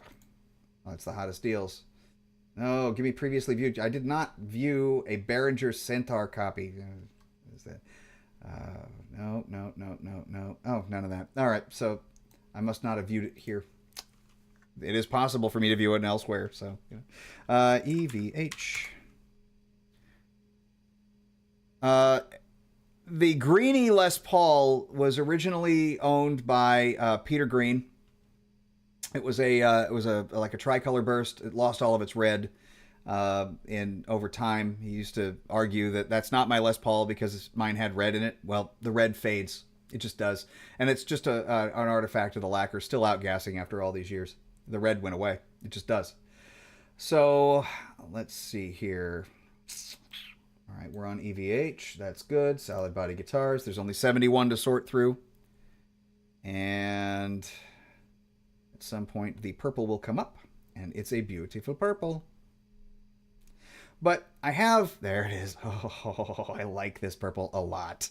So sharing the screen now, I like that. That's a serious purple. That's like something that would have been played by like somebody in King Diamond or something. That's a purple guitar. I do not like the fact that these are not routed. I do like a rear route. You know, if you know, I'm one of those weird kind of guys that has to, you know, do the whole. You know, I gotta pull the bar back. So you know, I'm never gonna have a detuna on any of my instruments. That does not have one, but nevertheless, I like the idea that the kind of chicken knobs. Those are kind of neat. They're not chicken head, but they're kind of like it. And I gotta have 24 frets. And the last time, so I had a Les Paul, right? I also had a ESP EC1000, which is like a Les Paul but with 24 frets. So yeah, well, a lot of people are in the dark colors. I like light colors too. By the way, if you turn off all the lights, this guitar is black.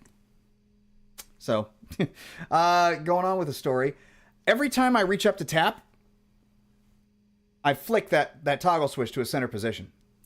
That makes me mad. So if I'm doing this, you know, and right back to it, I'm going to have to do, and then, you know, switch it back down before I go back to here. And that's just one extra step, kind of like tabs. It's just one extra step. Why? Why would you want to do that to yourself? It's in a bad place. So in my opinion, let's bring this down to here. And I'll just show you here. This should be here. This shouldn't exist. And this knob should be right there. Perfect knob, excuse me. The three-way toggle switch should be right there. Easier placement, easier to work on, much more convenient for all techniques involved. It's much better that way. But that's my opinion. It's just my opinion. I'm right from an ergonomic and engineering standpoint, but it's just my opinion. So, you know, there's that. But at any rate, so, you know, but otherwise, I love the color. I love the color. So, right, let's talk a wee little tiny bit. I don't want to hit stop stream. What am I doing that for? I want to hit the main. So let's talk a little bit about Into the Void. For Into the Void, Black Sabbath again, we're tuning to C sharp. So for those of you who aren't tuned to C sharp, that's essentially what we're doing. Now, Randy Rhoads, when he did Children of the Grave, or redid Children of the Grave when he was with Ozzy, he played it an octave higher. So Children of the Grave, you know.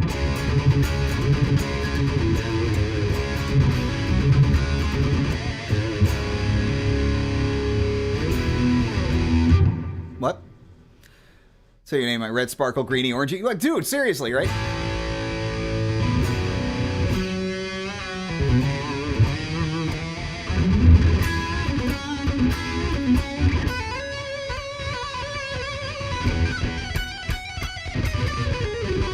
Something like that. I haven't done this in a long time, so.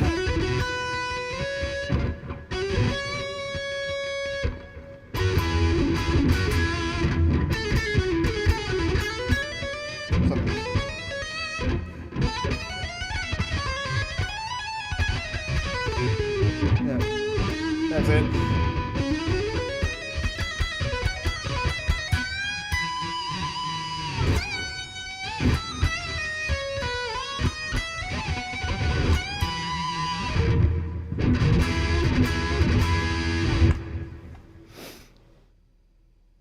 It would work well. A kill switch would work well right here.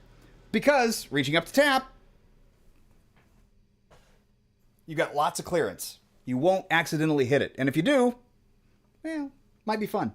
But there's a strong chance that you will absolutely miss that. So, there you go. Nice. Way to go. So this C sharp thing, though,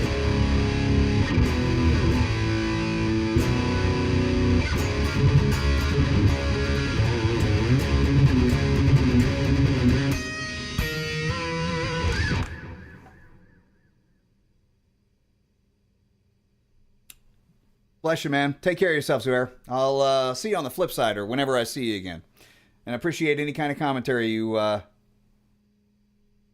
Well, don't be the intruder. We will lock the doors, but we're armed, so we'll probably be okay. And we have a dog, too, so we'll know. Although she's been real tired lately. Oh, she's getting up there. But thanks, brother. You too. Take care of yourself, and, you lock your doors and windows, too. Santa Claus is coming to town. You better watch out. So, and be good, for goodness sake. Whoa, somebody's coming. All right. So at any rate, let's see. That's where we are. BC Rich has Green Crackle Ironbird coming out. Oh, dude, really? Okay. So I always wanted to get an Ironbird, but I'm afraid that I'll find it uncomfortable. And the reason why I want to get an Ironbird is kind of one of those things where it's like, all right, yes, it's an obvious reason why you want to get an Ironbird. Well, Chris Poland used to play one. I'd like one. I'm a big fan of Chris Poland. That's one guy I cannot play like. I can play like a few of people, that I can play a little like Rhodes. I can play like Satriani. I can play a little like Yngwie. But one guy I've never been able to successfully copy to my satisfaction is Chris Poland. That guy is too dang good. But yeah, just phenomenal player. And way outside of the norm. I mean, one of the guys that gives me pause is Frank Aresti from, I think it's how you pronounce his last name, from Fate's Warning, or at least formerly of Fate's Warning.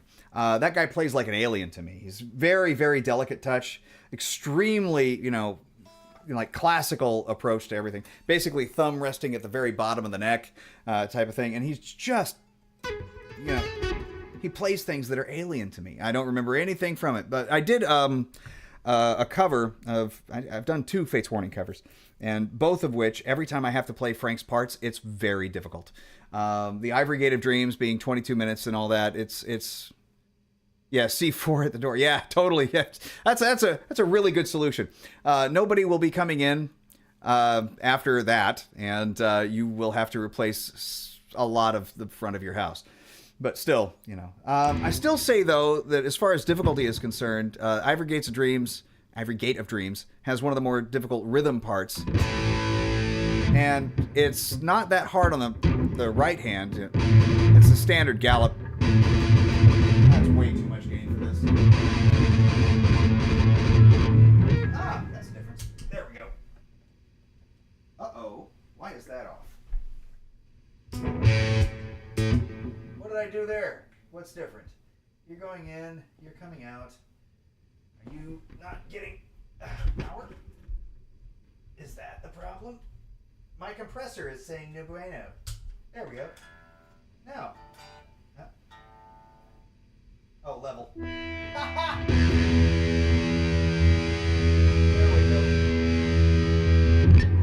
go. That's important. Turning your level knob up on a compressor. I have no idea why it was down, but it was. So, and this is it. Lots of guitar players have a tendency of having fingers or hands much larger than mine.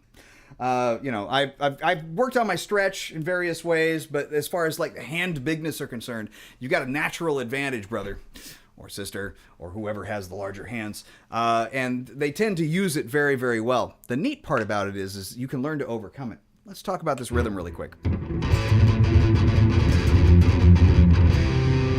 haven't played this in a while, so...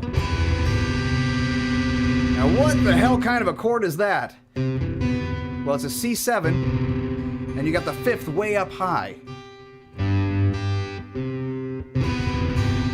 And you're using that as kind of a, it's kind of a back and forth between the two. So the interplay here, and you don't just whack it.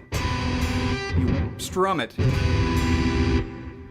Hard for Polish women to get... Oh, no, dude. No. No! Yes, there's a rude joke about the size of the hands. I'm sure that we all know it.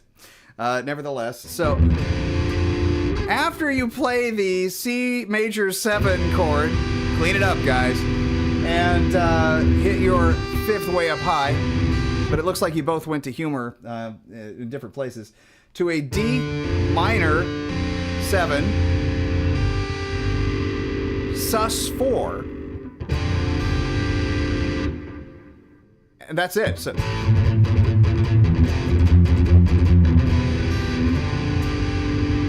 now you try to play that. Whoever you are out there, if you want to, but you should, pick up a guitar if you can, if you have that capability right now, and then play A to F. And it's really more like dun dun dun dun dun dun dun dun, just kind of galloping down, like so. Right?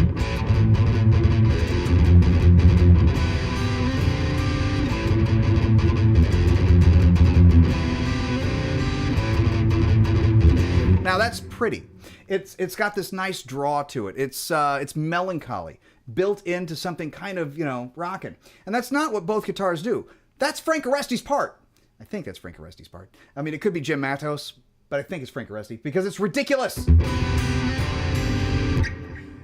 On the other side of things, that's all you do. It's easy.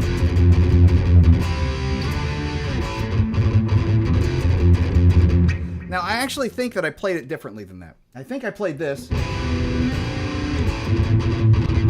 when I did the cover, but the way I learned it was this. And then I watched them live, and I think that it went this way. I think that's how I did it. Not completely sure. It's been a couple of years, and it was around Christmas time, and I was feasting on beef jerky that I make, and all sorts of other very, very sugar-fied gifts, and watching myself get edema in my legs because I'm eating way too much salt, and it's terrible. Being 48 sucked. 58 no much better, but I'll tell you now that at least you can manage your own shit. You're okay. I started taking potassium last year because the swelling came back once I started eating like crap. It always happens around the holidays. I swear it'll be my end one of these days. Pumpkin pie, apple pie, and beef jerky. That'll do it. Yeah. I can feel the stroke coming on now. So.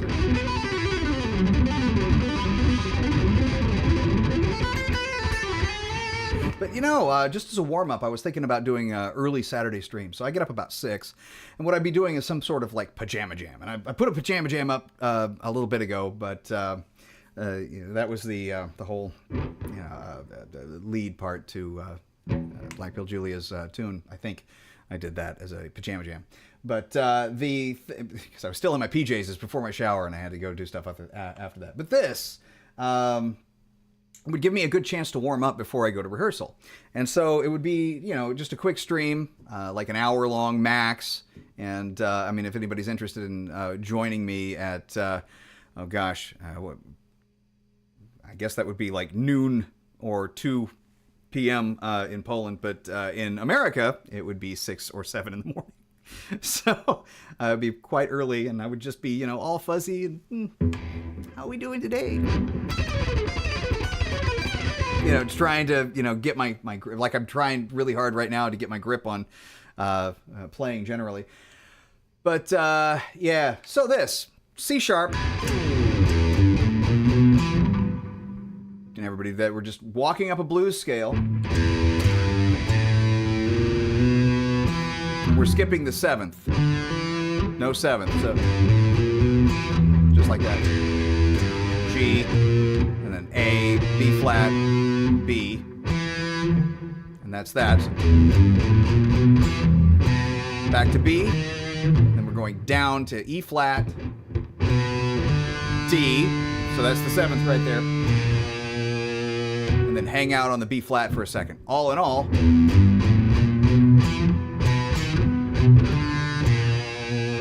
got that? Okay, good. Then we do a little kind of pull off. And it kind of, if you're familiar with this shape, it looks like this. Okay, but it's not there, it's here.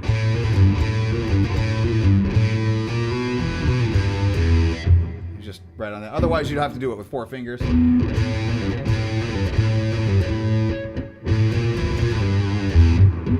So, okay, thank you for the Jan Hammer bends thing. So, the Jan Hammer bends.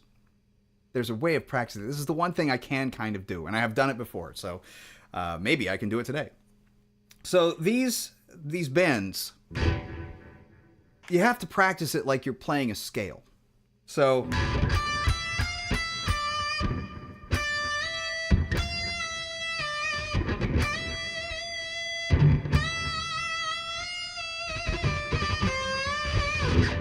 that kind of thing. Dude, yeah. A lot of people are big on the John Arch, Fate's Warning, and I liked some of the music from it back then, but I found the John Arch was a little too random for my tastes.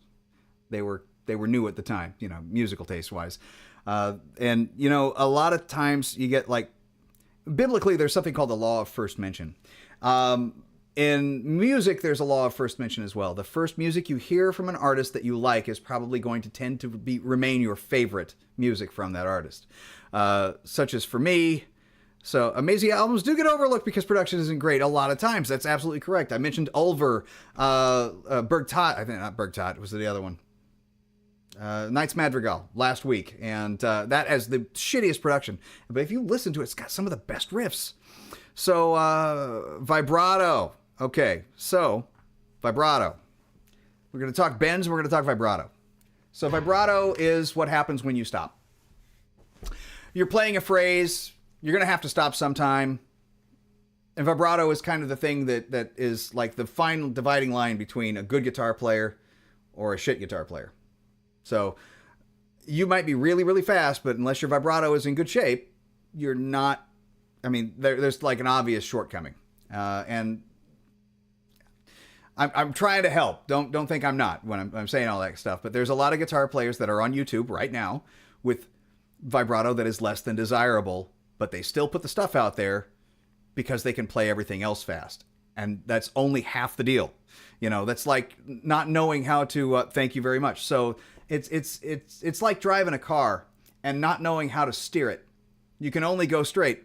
There's going to be a problem, really, or not knowing how to shift. You're only in first gear. You can't move. Nope, can't. First gear is what I do. Why? You can have a second gear. No, must not practice the thing that will make me go better. There's a problem with that. So my stint with vibrato goes way back till 1992. I started to notice vibrato. People talked to me about it beforehand. I had guitar teachers that were like, work on your vibrato. And I'm like, I don't know how to do that. So I would just play whatever.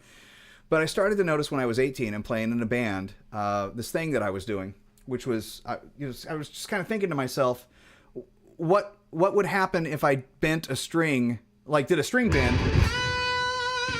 And if I did a string bend really fast, what would that be like? Zach Wilde vibrato. Or, depending on, what you're doing,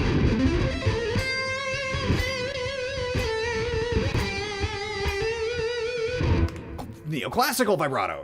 What if I vibrato in 5/4 time? So bad. So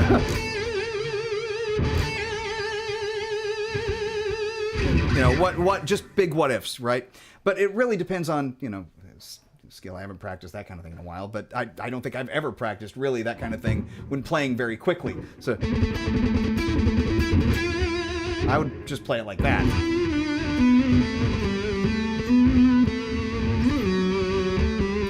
Anyway, mistakes they do. Well, yeah, many people make mistakes. It's our duty to try to overcome them after we recognize what they are.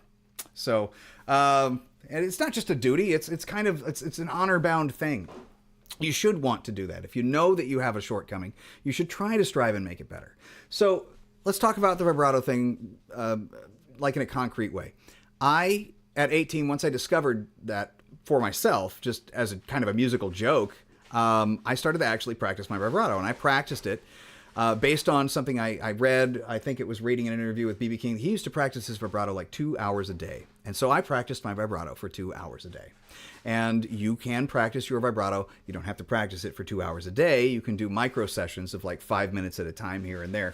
But you literally sit down and do nothing but play vibrato. And you try to make it, musical when you're doing it. So take shape, move, hand, half step. And so if you're playing along with something,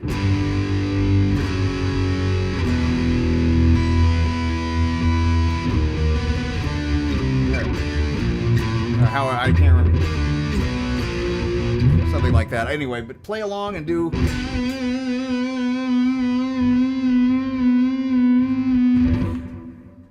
Okay, I'll help you with that.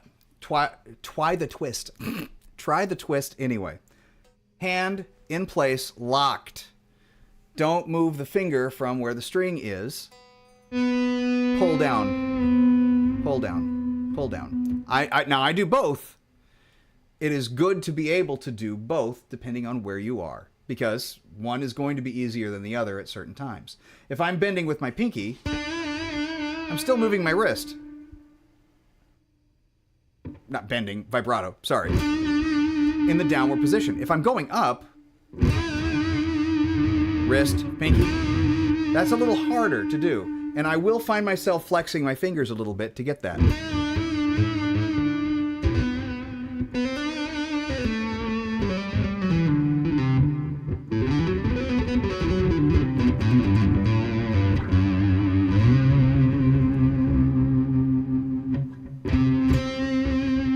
Tapped is still done with the left hand. Watch. Okay.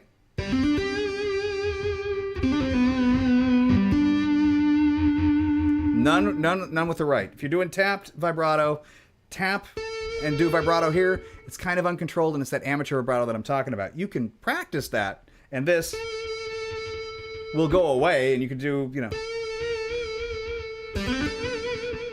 better with the left hand.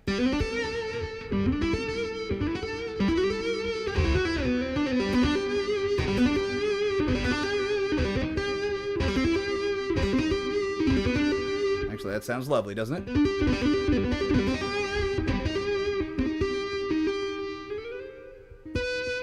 Anyway, but, and that, again, I did that here. Should have done it here. So, I the same as you, left hand only, or I'm not sure where you're going with it. Nevertheless, oh, you mean same as you with the right hand being bad? Okay, gotcha. So this, I think I got you. This doesn't work as well bending down when you're on the high E string. You have to bend up. And the wrist helps tremendously with that.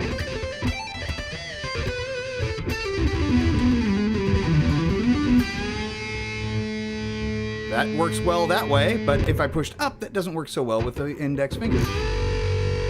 That's an interesting sound. That's, of course, harmonic here when I'm bent up. Make sure if you have a floating bridge, which you do, if it's not, you know, pancaked back here and resting on the body, that when you do bend up, that you press slightly back on the, just literally rest your hand on this and press back a little. Otherwise, errant strings, like let's say this, while I bend, will of course bend this downwards, which will lower its pitch. Bending is a big weakness for a lot of people. So, you know, if you use really thick strings, it's going to be a bigger weakness. I would suggest, actually, weirdly enough, if you're using really light gauge strings and it's a problem, to switching to heavier gauge strings and then switch back to light gauge strings. But you may have the same problem that I had when I did that, is that my picking hand said, yeah, we like the heavier strings more. And my left hand was like, yes, thank you. You know, but the picking hand was like, yeah, we're still going to pick hard. And so I played with 11s for 10 years. Coming back out of the 11s, my left hand was like, yes. And my right hand was like, we're still going to play the same. I don't know what you want from us. So I've been a bruiser, you know, for a long time with the whole, you know, I want to pick hard. So I have to lighten up, though, because I'm playing 9.5s, and I gotta go light. So at any rate, this whole thing with the, save the bends here.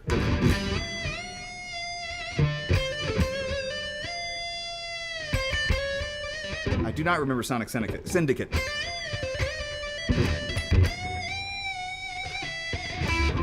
He also had a habit of bending to a major third and then down to a minor third.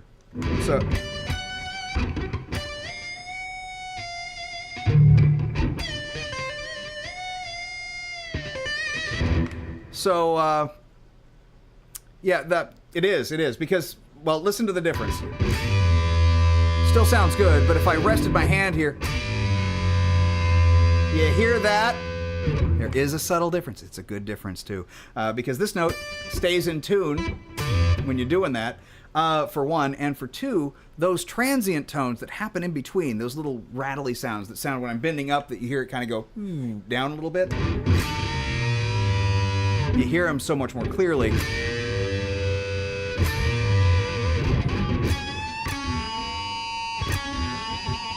Love that. So it's a good test of pickups, by the way. If your pickups don't make that little transient sound, I don't like them. So, but yeah, this whole thing, you can do it. You know, it's much more pronounced with things like that, and I love that. That's marvelous.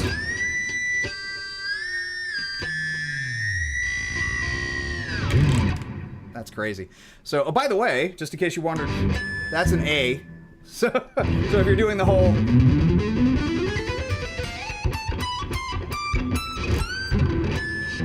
There you go. Easy as pie. Well, mostly. Let me see here. What was I going to tell y'all? Vibrato. So your practice is such. Especially if you're having a problem with it and you recognize that you have a problem doing the whole wrist lock thing.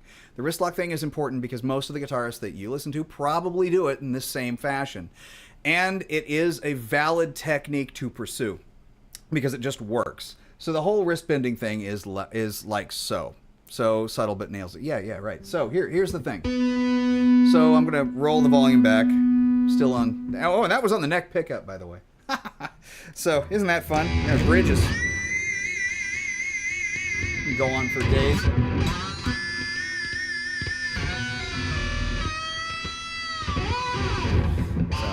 Make 6 sounds.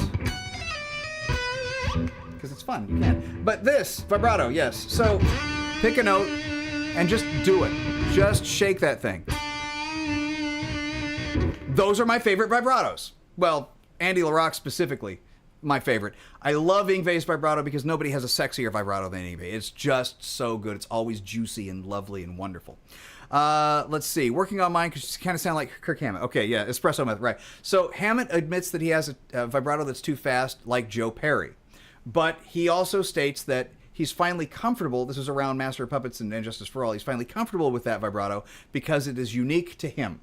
So I would say Yngwie said that Dimebag's playing sucks. Yeah, he doesn't, but he does to Yngwie. Now, I want you to keep in mind the absolute relativity of music. So, I mean, like I was saying, I don't care for Polyphia because I don't think they can really improvise. They can play exceedingly well. They're exceptionally good musicians. And they're very, very good at writing, and they're very, very good at executing passages of music. But if you put them a stress test, hey guys, let's do something with this.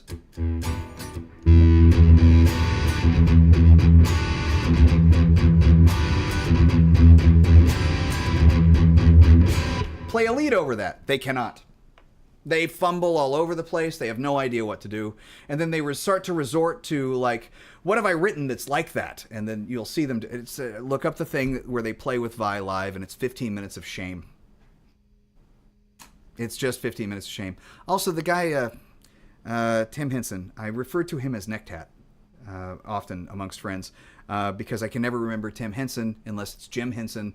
I remember the Muppets, and so he reminds me of a Muppet. I feel bad about that, but it's the truth. So Necktat is much better to me because then I think he's not a Muppet. Does that make sense? No, but that's me. So let's work on your vibrato once again. But to Yngwie, Diamond Daryl sucked. Diamond Daryl did not actually suck. He could play many great things.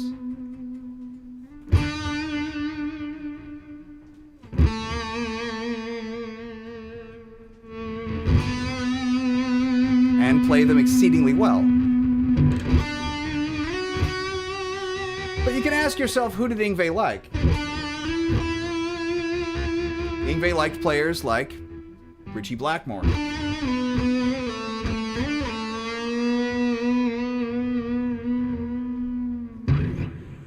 And he liked players like Uli Roth.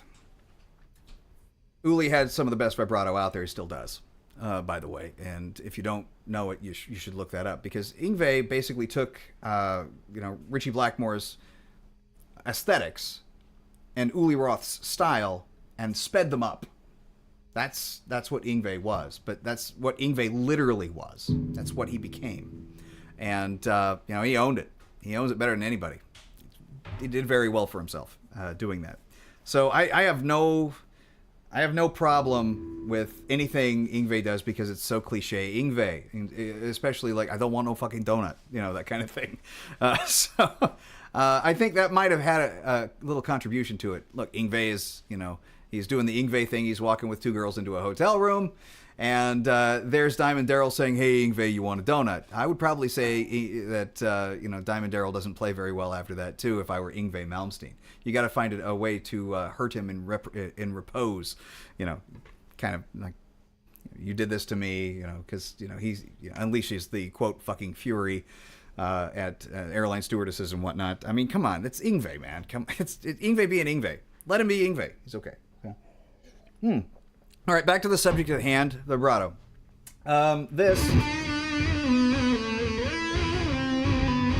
Pick notes, but keep the shaking going. Every time that you play a note, I want you to play deliberately the vibrato that you are trying to inflict upon the world. So in this case, this super slow, just up a little more than a quarter step, almost a half step, not quite. You can do it faster, but whatever you're doing it deliberately. Think what kind of vibrato you want to do. Fast, that's where my fingers come in for the fast stuff. That's where the hammer-on pull-offs, same type of technique, come in. Same with bending up. Pick your vibrato. I want slow, wide.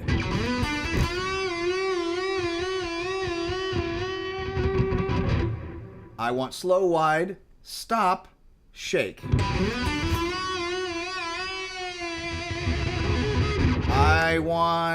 But again, this is deliberate. Every note you're playing, I want you to deliberately put the vibrato on there that you want to hear.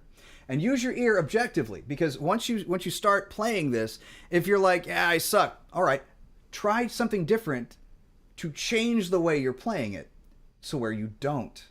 So, how to infinite note? I'll show you. There's a couple of different ways. So the first way is hiding in a backpack. No, it's not. Well, it might be. But actually, I think it's hiding in here. Shall we? I think. Is that it? That's it. Meet the EBO. For those of us without Sustainiacs, I used to have one on my Schecter Mach 6, but I no longer have that. It's still for sale at Music 6000 if anybody would like it. This is a groovy little thing that interacts with the magnetic field that your pickups produce with its own magnetic field. And I'm going to turn the volume down. You will sustain forever.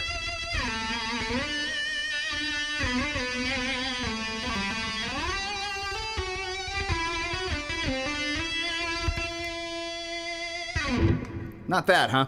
Okay. The other thing is from a trick. And it's a good trick. You take a little bit of steel wool and rub them over your fretboard, like so. In doing so, and it's quad zero, not the thick stuff used for like washing dishes.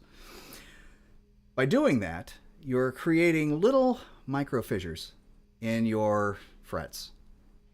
And those, if you don't polish them out completely, will act as a bow against your strings. So this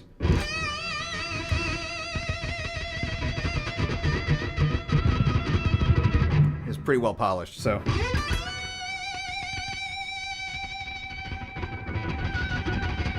There we go, a little bit. We'll just keep going, but it's really not equipped for that. What I can do is like that. and rely on my hands to continually hold the note correctly and wiggle it over the string enough to where it does the thing. This works better.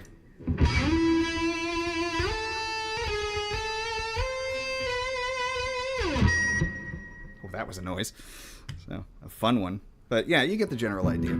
So why do you want to work on your vibrato for like 2 hours at a time? So depending on age, again, you're a little older, so we're about the same age really, but what I would probably do is take it in 5-minute chunks and play those vibratos deliberate. By the way, with this, that's all you've got as a means of expression.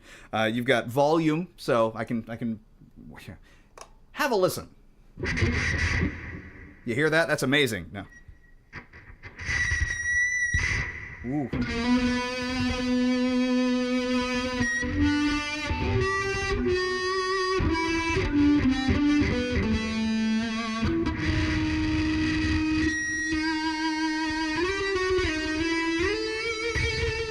But for expressive purposes, if you're, like... I figured it out. Touching the pickup. So, sorry about all the squeakiness. But if you're deliberately doing, like, loud things... There we go.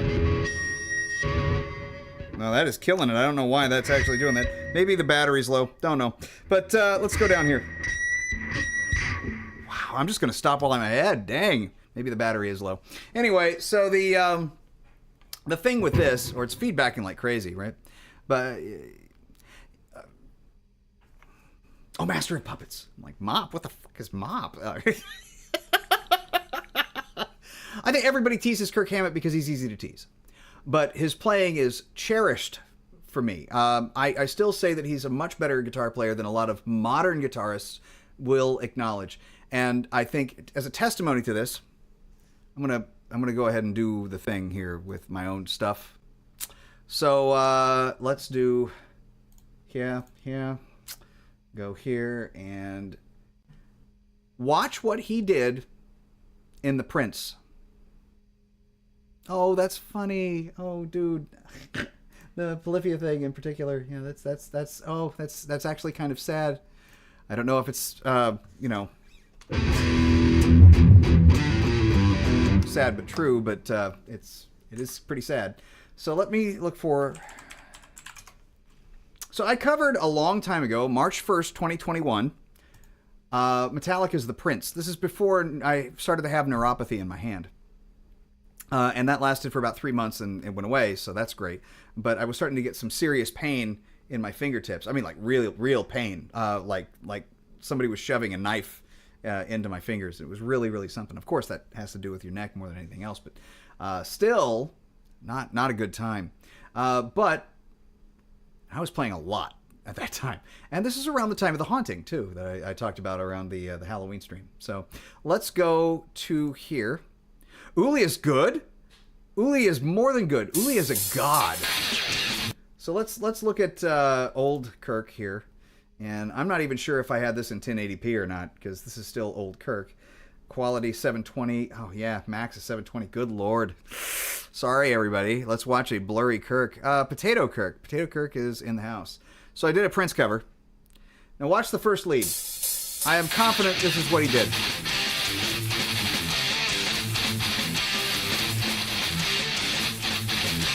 By the way, this is with what is effectively a head rush. It's the 11 rack.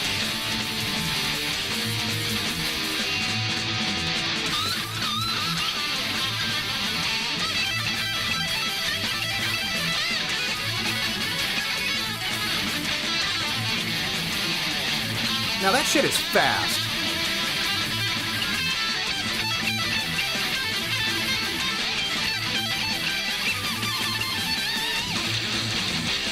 I don't care who you are. If you can play that, you're a damn good guitar player. Kirk was a good not me, Kirk. Hammett, Mr. Hammett was a damn good guitar player. And he kind of gave a lot of that up. You know, he was I think it was like a salesmanship of Lars Ulrich, of course, but he used to say that that Kirk could play Yngwie in his sleep. And I'm not sure that that's quite true. because he's never aimed to be Yngwie. He's aimed to be Michael Schenker and guys like Uli Roth and stuff like that. But his aim was, of course, some sort of neoclassicist. He did very well when he tried at mixing the two, like blues and classical music and stuff like that together, even though he really wasn't a theory guy, even though he took lessons from Joe Satriani. Like all the harmonies and whatnot that you'd find in Metallica music came from Cliff Burton prior to his demise, of course. So, yeah, the whole, like To Live Is To Die orchestration and stuff like that, that was all Cliff. So, yeah.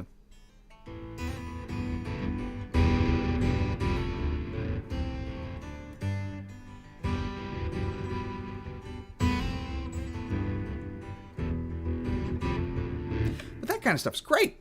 Great. Seriously, though, that is some wicked guitar playing, and that was all Hammett 100%, and he was firing on all cylinders, and probably a lot of cocaine when that happened. But I had a real struggle keeping up with him in playing that cover. I still do. That whole thing with the... How did that go?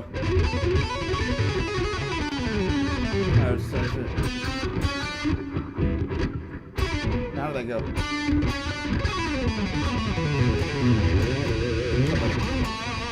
That's and it's been a few years, but I mean, give me a break. That's just, it's f***ing fast. And I actually thought he was probably tapping this. He's not. Not picked. Of course, you could pick it if you wanted to. Type of thing. And then he switches to freaking, just straight down a pentatonic scale. Very, very good. He is extremely underrated. He does not get the, even though he's quite well off and owns many things that are worth quite a bit of money, and he's obviously made his impact on the world in spite of people wanting to dog on him.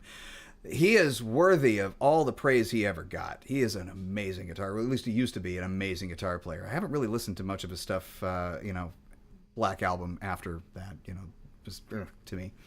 But yeah, so Uli. Beyond good. It was because of Uli that I learned this, also by ear, by the way.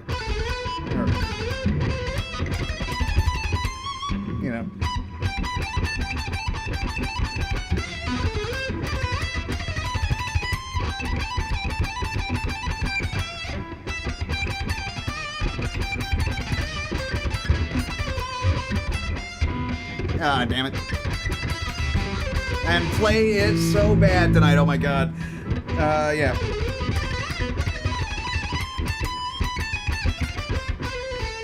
That kind of thing. And the whole thing that goes with it.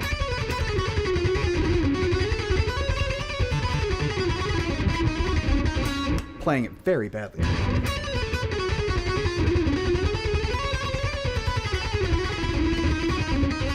Yeah, I'm not firing on all cylinders, you can tell. Anyway.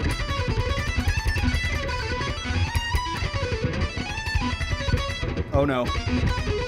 Something like that. Anyway, you play that again and then you go...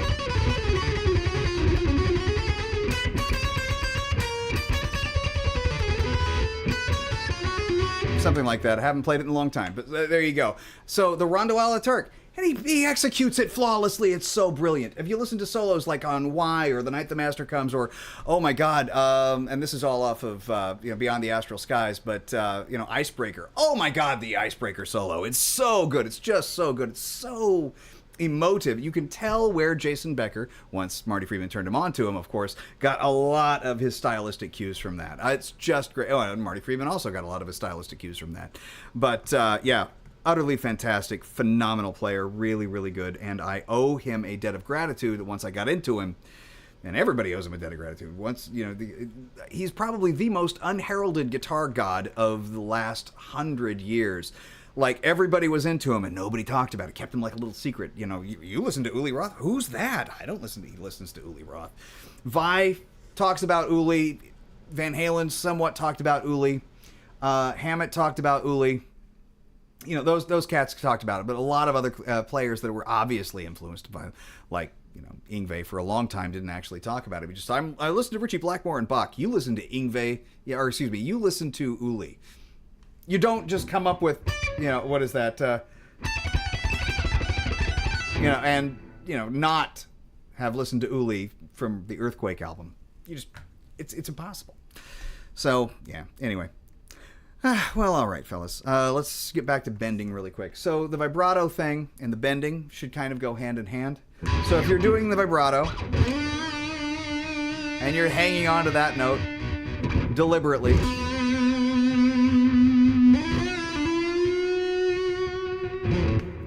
pick a target note, bend up to it. Use your ear.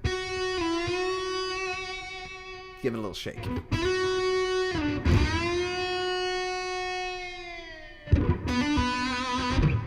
Use that ear.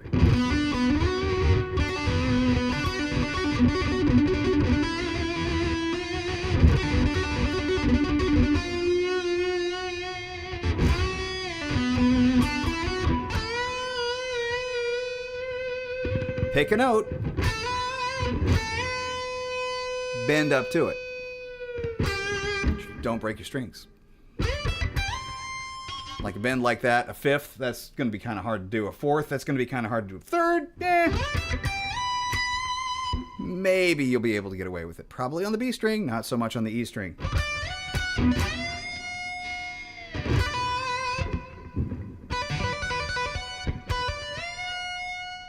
You could do the Chris Poland thing.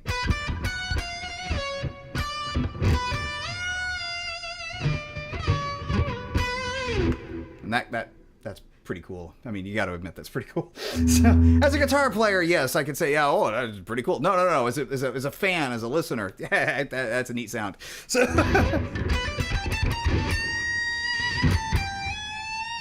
bend from wrong notes. That's a fun one. Let's play pentatonic. E.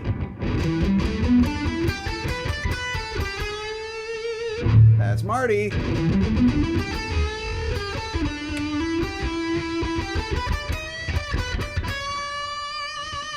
That's not so much wrong, by the way. That's just a different way of looking at it. Oh, setup for YouTube is... Let me tell you what my... Excuse me. We lost this little guy. Ebo down, Ebo down. I will show you exactly what my setup is. So, I've mentioned before the whole, ASIO guitar thing here and the properties. So this can show you, I'm using a Motu M series, and it's the 4-input model, the M6. Actually, technically it's got 6 inputs, but it's got like 4 mic ins. And it's dang good. It's an upgrade from my last one, which I still have, and I'll be using in my satellite studio, which you may have noticed I am not in today. That is, and there's many reasons for it, but the majority of the reasons is I have not had time, nor have I found a desk or a table that I can use to mount my monitor on. And so it's just not happened yet. Maybe next week, maybe not. I don't know. We'll see what happens. But so I'm using a stereo in with 2 mics. That's going directly into OBS Studio. The third mic that is here is in the input 1, and that's that. But if you wanted a different kind of rundown, and after the basically I'm streaming directly from here to YouTube, and so I'm getting, as you could see, this is, and there's a delay between when YouTube gets these and then when I get them. So, and I think it's like 20 seconds. So, if I seem a little slow on the draw, for whatever anybody is asking, that's why. Otherwise, it would be... And I didn't know about this, by the way, this whole chat screen. I didn't really know how to make it work. So I would watch initially, and I started streaming back in February. Ever. I never did it before. And I just wanted to, test the waters. And I had bad guitar tone, and also I wasn't miking myself at the time. And what I wound up doing was watching the YouTube stream at the same time as I was, playing, just so I could get the chat. And, well, that's crap. Watching myself on that. But yes, okay. So, yeah. The mics on the amp are literally what you're hearing here. So, from guitar, I've got pedal board. Pedal board is running a whole bunch of stuff. If you're interested in that, I could tell you that for the guitar, I'm running into a noise gate, which is helpful. No noise. Hello. Yeah. Anyway, yeah, Hammett did rip in the early days. So, running into a noise gate in the 4-cable method. It's the TC Electronics Sentry. That's going into both the effects loop and it's going into the pedals that are subsequent to that. So I've got a Keeley compressor running into a full-tone wah. Great wah. Really, really good. Don't use it nearly enough.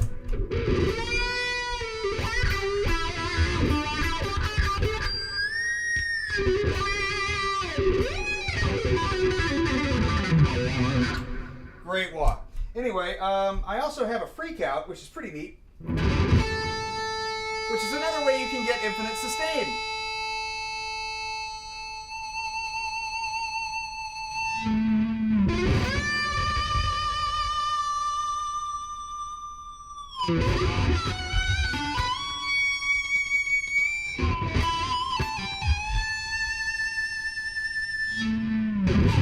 Good stuff.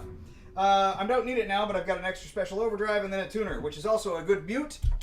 And once you're muted, you can tune. In the effects loop, I'm running a Para EQ called the Mega Para, hand wound in Sweden. Very nice thing. I've got a flanger after that if we wanted to have some fun.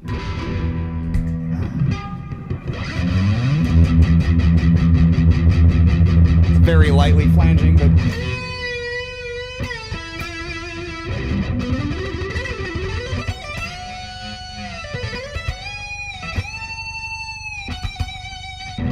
so it's more like an effect than just a flange.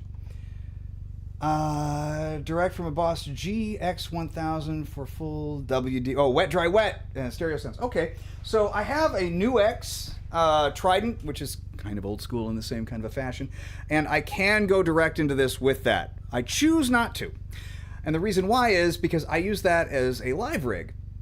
And if I mess with the volumes on that, my bass player, who may actually still be on here, Tim, may be angry at me, and I don't want that to happen. So I do not use that for any kind of live stuff. But I still have my 11 rack over here, and I've considered using that as a direct in and just fiddling with stuff as I go, because the 11 rack does sound really good. Problematically, if I used that for live, not live like this, I mean, yeah, literally live like this, not live like, in a band environment, I would not really be able to hear myself unless it came through these speakers here, and if that happened, it would cause an echo with this and be a problem. So going through this solves that problem for me, because not only can I hear it and hear what I'm doing, you guys can too. So it solves the problem really, really well. Anyway, after that, I'm going into a K-Line time space. I have other delays that are more expensive than that, but it just does the job and it sounds great. And then I'm going into a not cheap reverb from Catlin Bread, and that would be their Soft Focus, the RX40. It's a nice reverb. But anyway, going in, and I got that for free by working at the company that I worked for 10 years. They said, here, buy whatever you want. That costs $400. And I said, can I buy a few things? As long as it doesn't go over 400? They're like, yeah. And I'm like, I want this reverb, and I want an SM57 and a mic cable.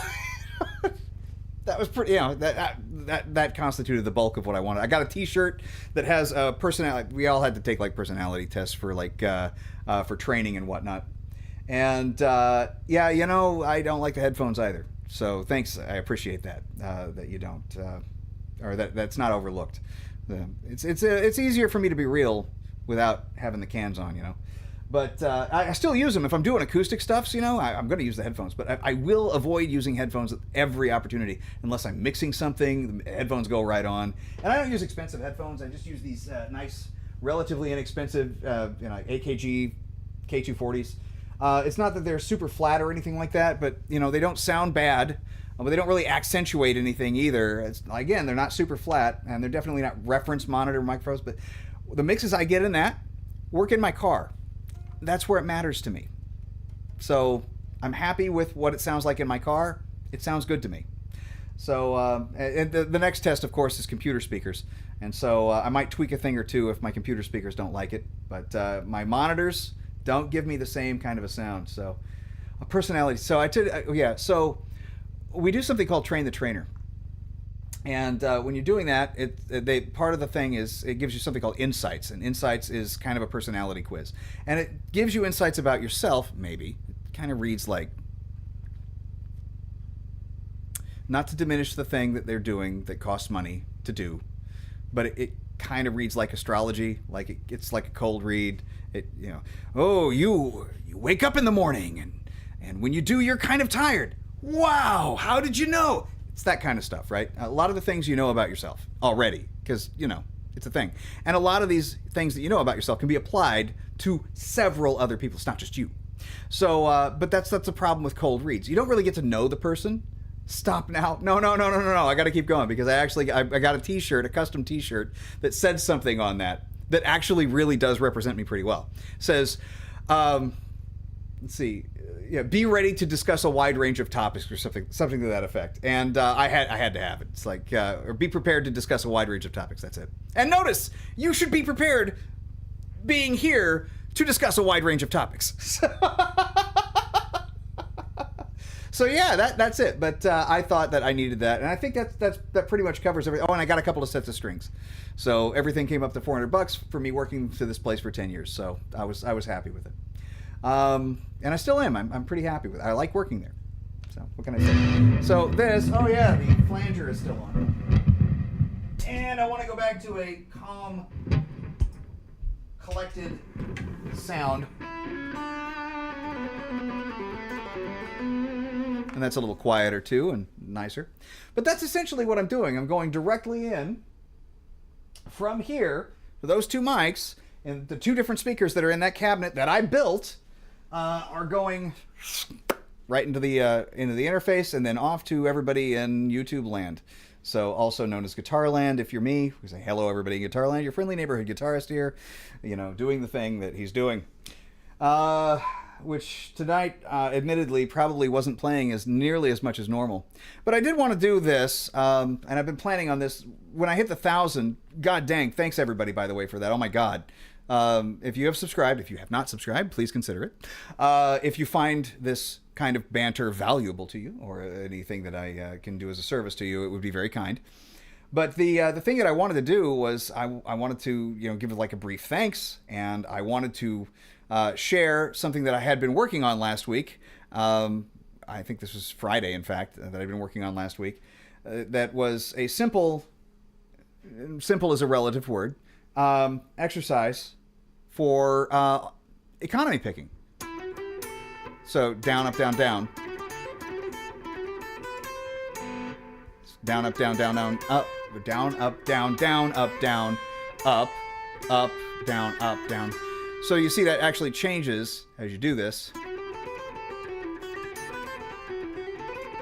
because you're ending that on an upstroke.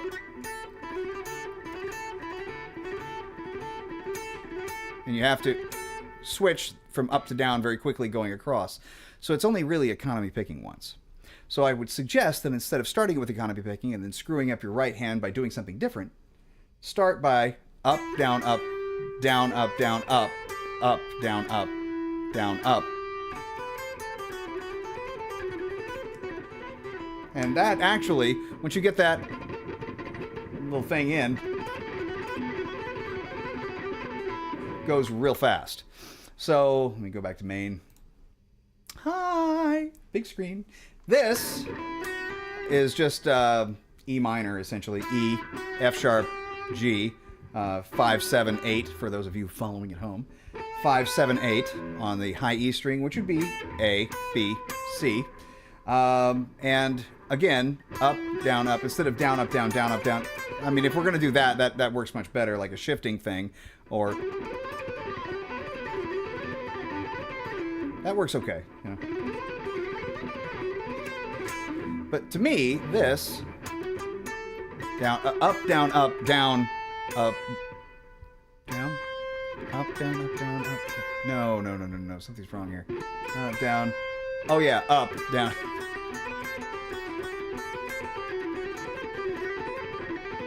Is easy to shift as well by just doing those three notes here and then pulling back down.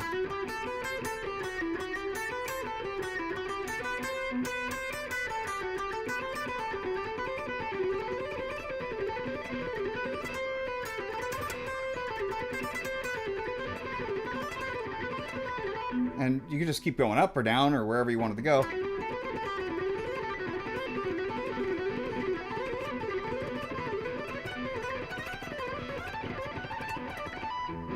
You might miss a note here and there, but, you know, that's the general premise of it, is to try to not, of course. But you might miss a note here and there, but, you know, eventually you work enough at it and you might not. And it's good, because obviously I haven't. But that's it's a nice way of just kind of making your picking, you know, getting your fingers all sticky in there, you know.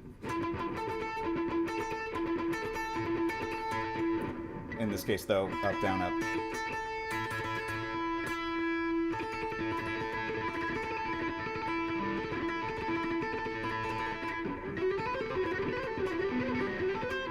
Simple as that.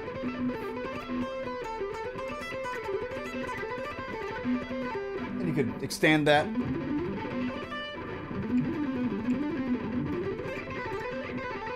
That's where the down, up, down, down, up, down really comes in handy when you're, you know, cruising. Still start those with an upstroke. The whole thing about starting with a downstroke,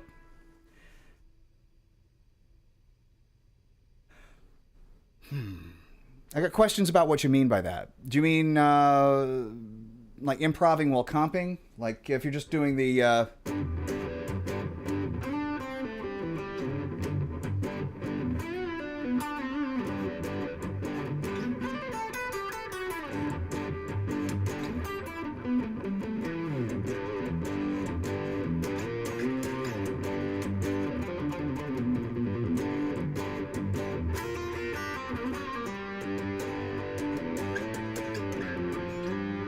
stuff like that, or are you talking about getting better at, you know, doing larger?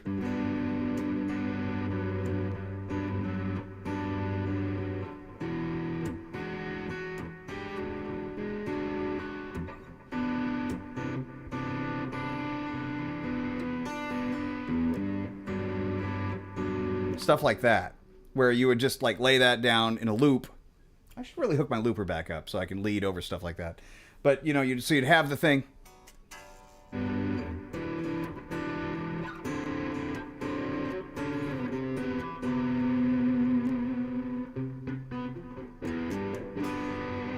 Because that can lead to nice things, too.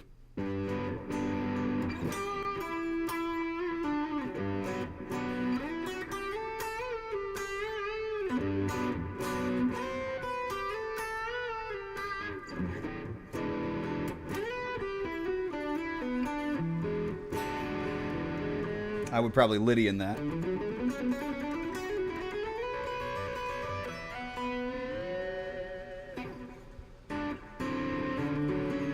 Maybe make sure you go to the right place. Because I can offer advice on either. If it's chords that you want, it's chord spelling that you need. So, like, what's that? Why? It's a G major 7. Why? Because here's the G, and going up the major scale, even if you go this way, there's a third. Wait a minute. Chord, you're usually constructed with every other note. Sometimes not, but in this case, we'll play with it. Well, that's not where the note was for the third. Let's play the third an octave higher. Okay. So there's the third. Still a major sound. There's that third in a major chord. 3, 4. Skip that. 5. All right. Well, 5's not there. We're playing a regular major thing. It's right there. But maybe we should play that an octave higher. So that's D. There's D. So there's the third. There's the 5. So that's outlining a... See what I'm saying? Okay. Well, let's keep going. 5, 6, 7. Okay, so there's the 7th note. Well, is anything in the way? No, let's just play that right there as an interval. 2 notes played together is just an interval. Now let's add your 3rd and your 5th back. And that is it. That's your major 7. Now, an interesting note on the major 7. is any major 7, just about any major 7, is essentially a minor chord.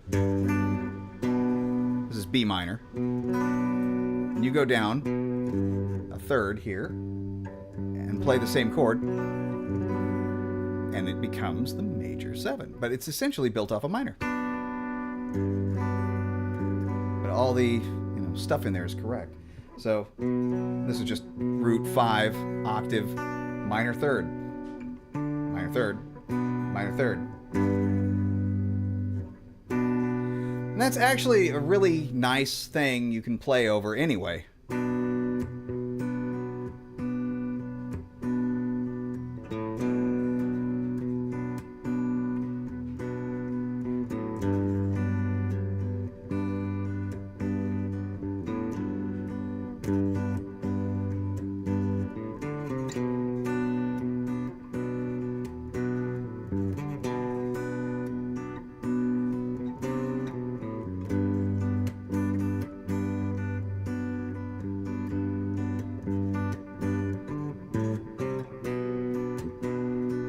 Now, we can do different things with this. So, I mean, you can do all sorts of stuff with it. But, this is just thinking out loud, right?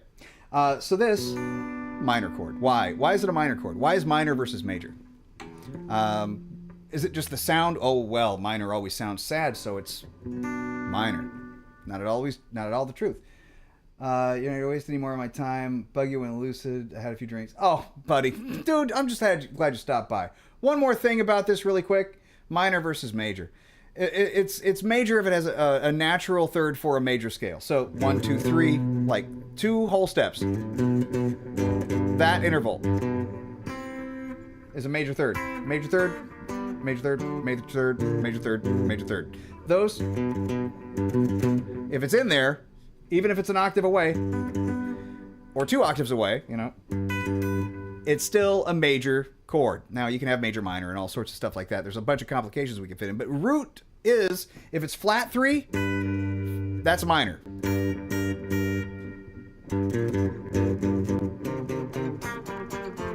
Major, minor, major, minor. Blues is both. See? But at any rate, I digress. You're getting out of here. I got to go to bed. So everybody who's still around, thanks very much for sticking out. And aside from that, everybody else who had a few drinks, be well, and maybe I'll see you next week. I hope so. Have a good night, everybody, and thanks for tuning in, and thanks for the 1,000 subs. It's amazing to me, and I am humbled absolutely. So just take care, everybody out there, and we'll see you on the flip side. Play faster.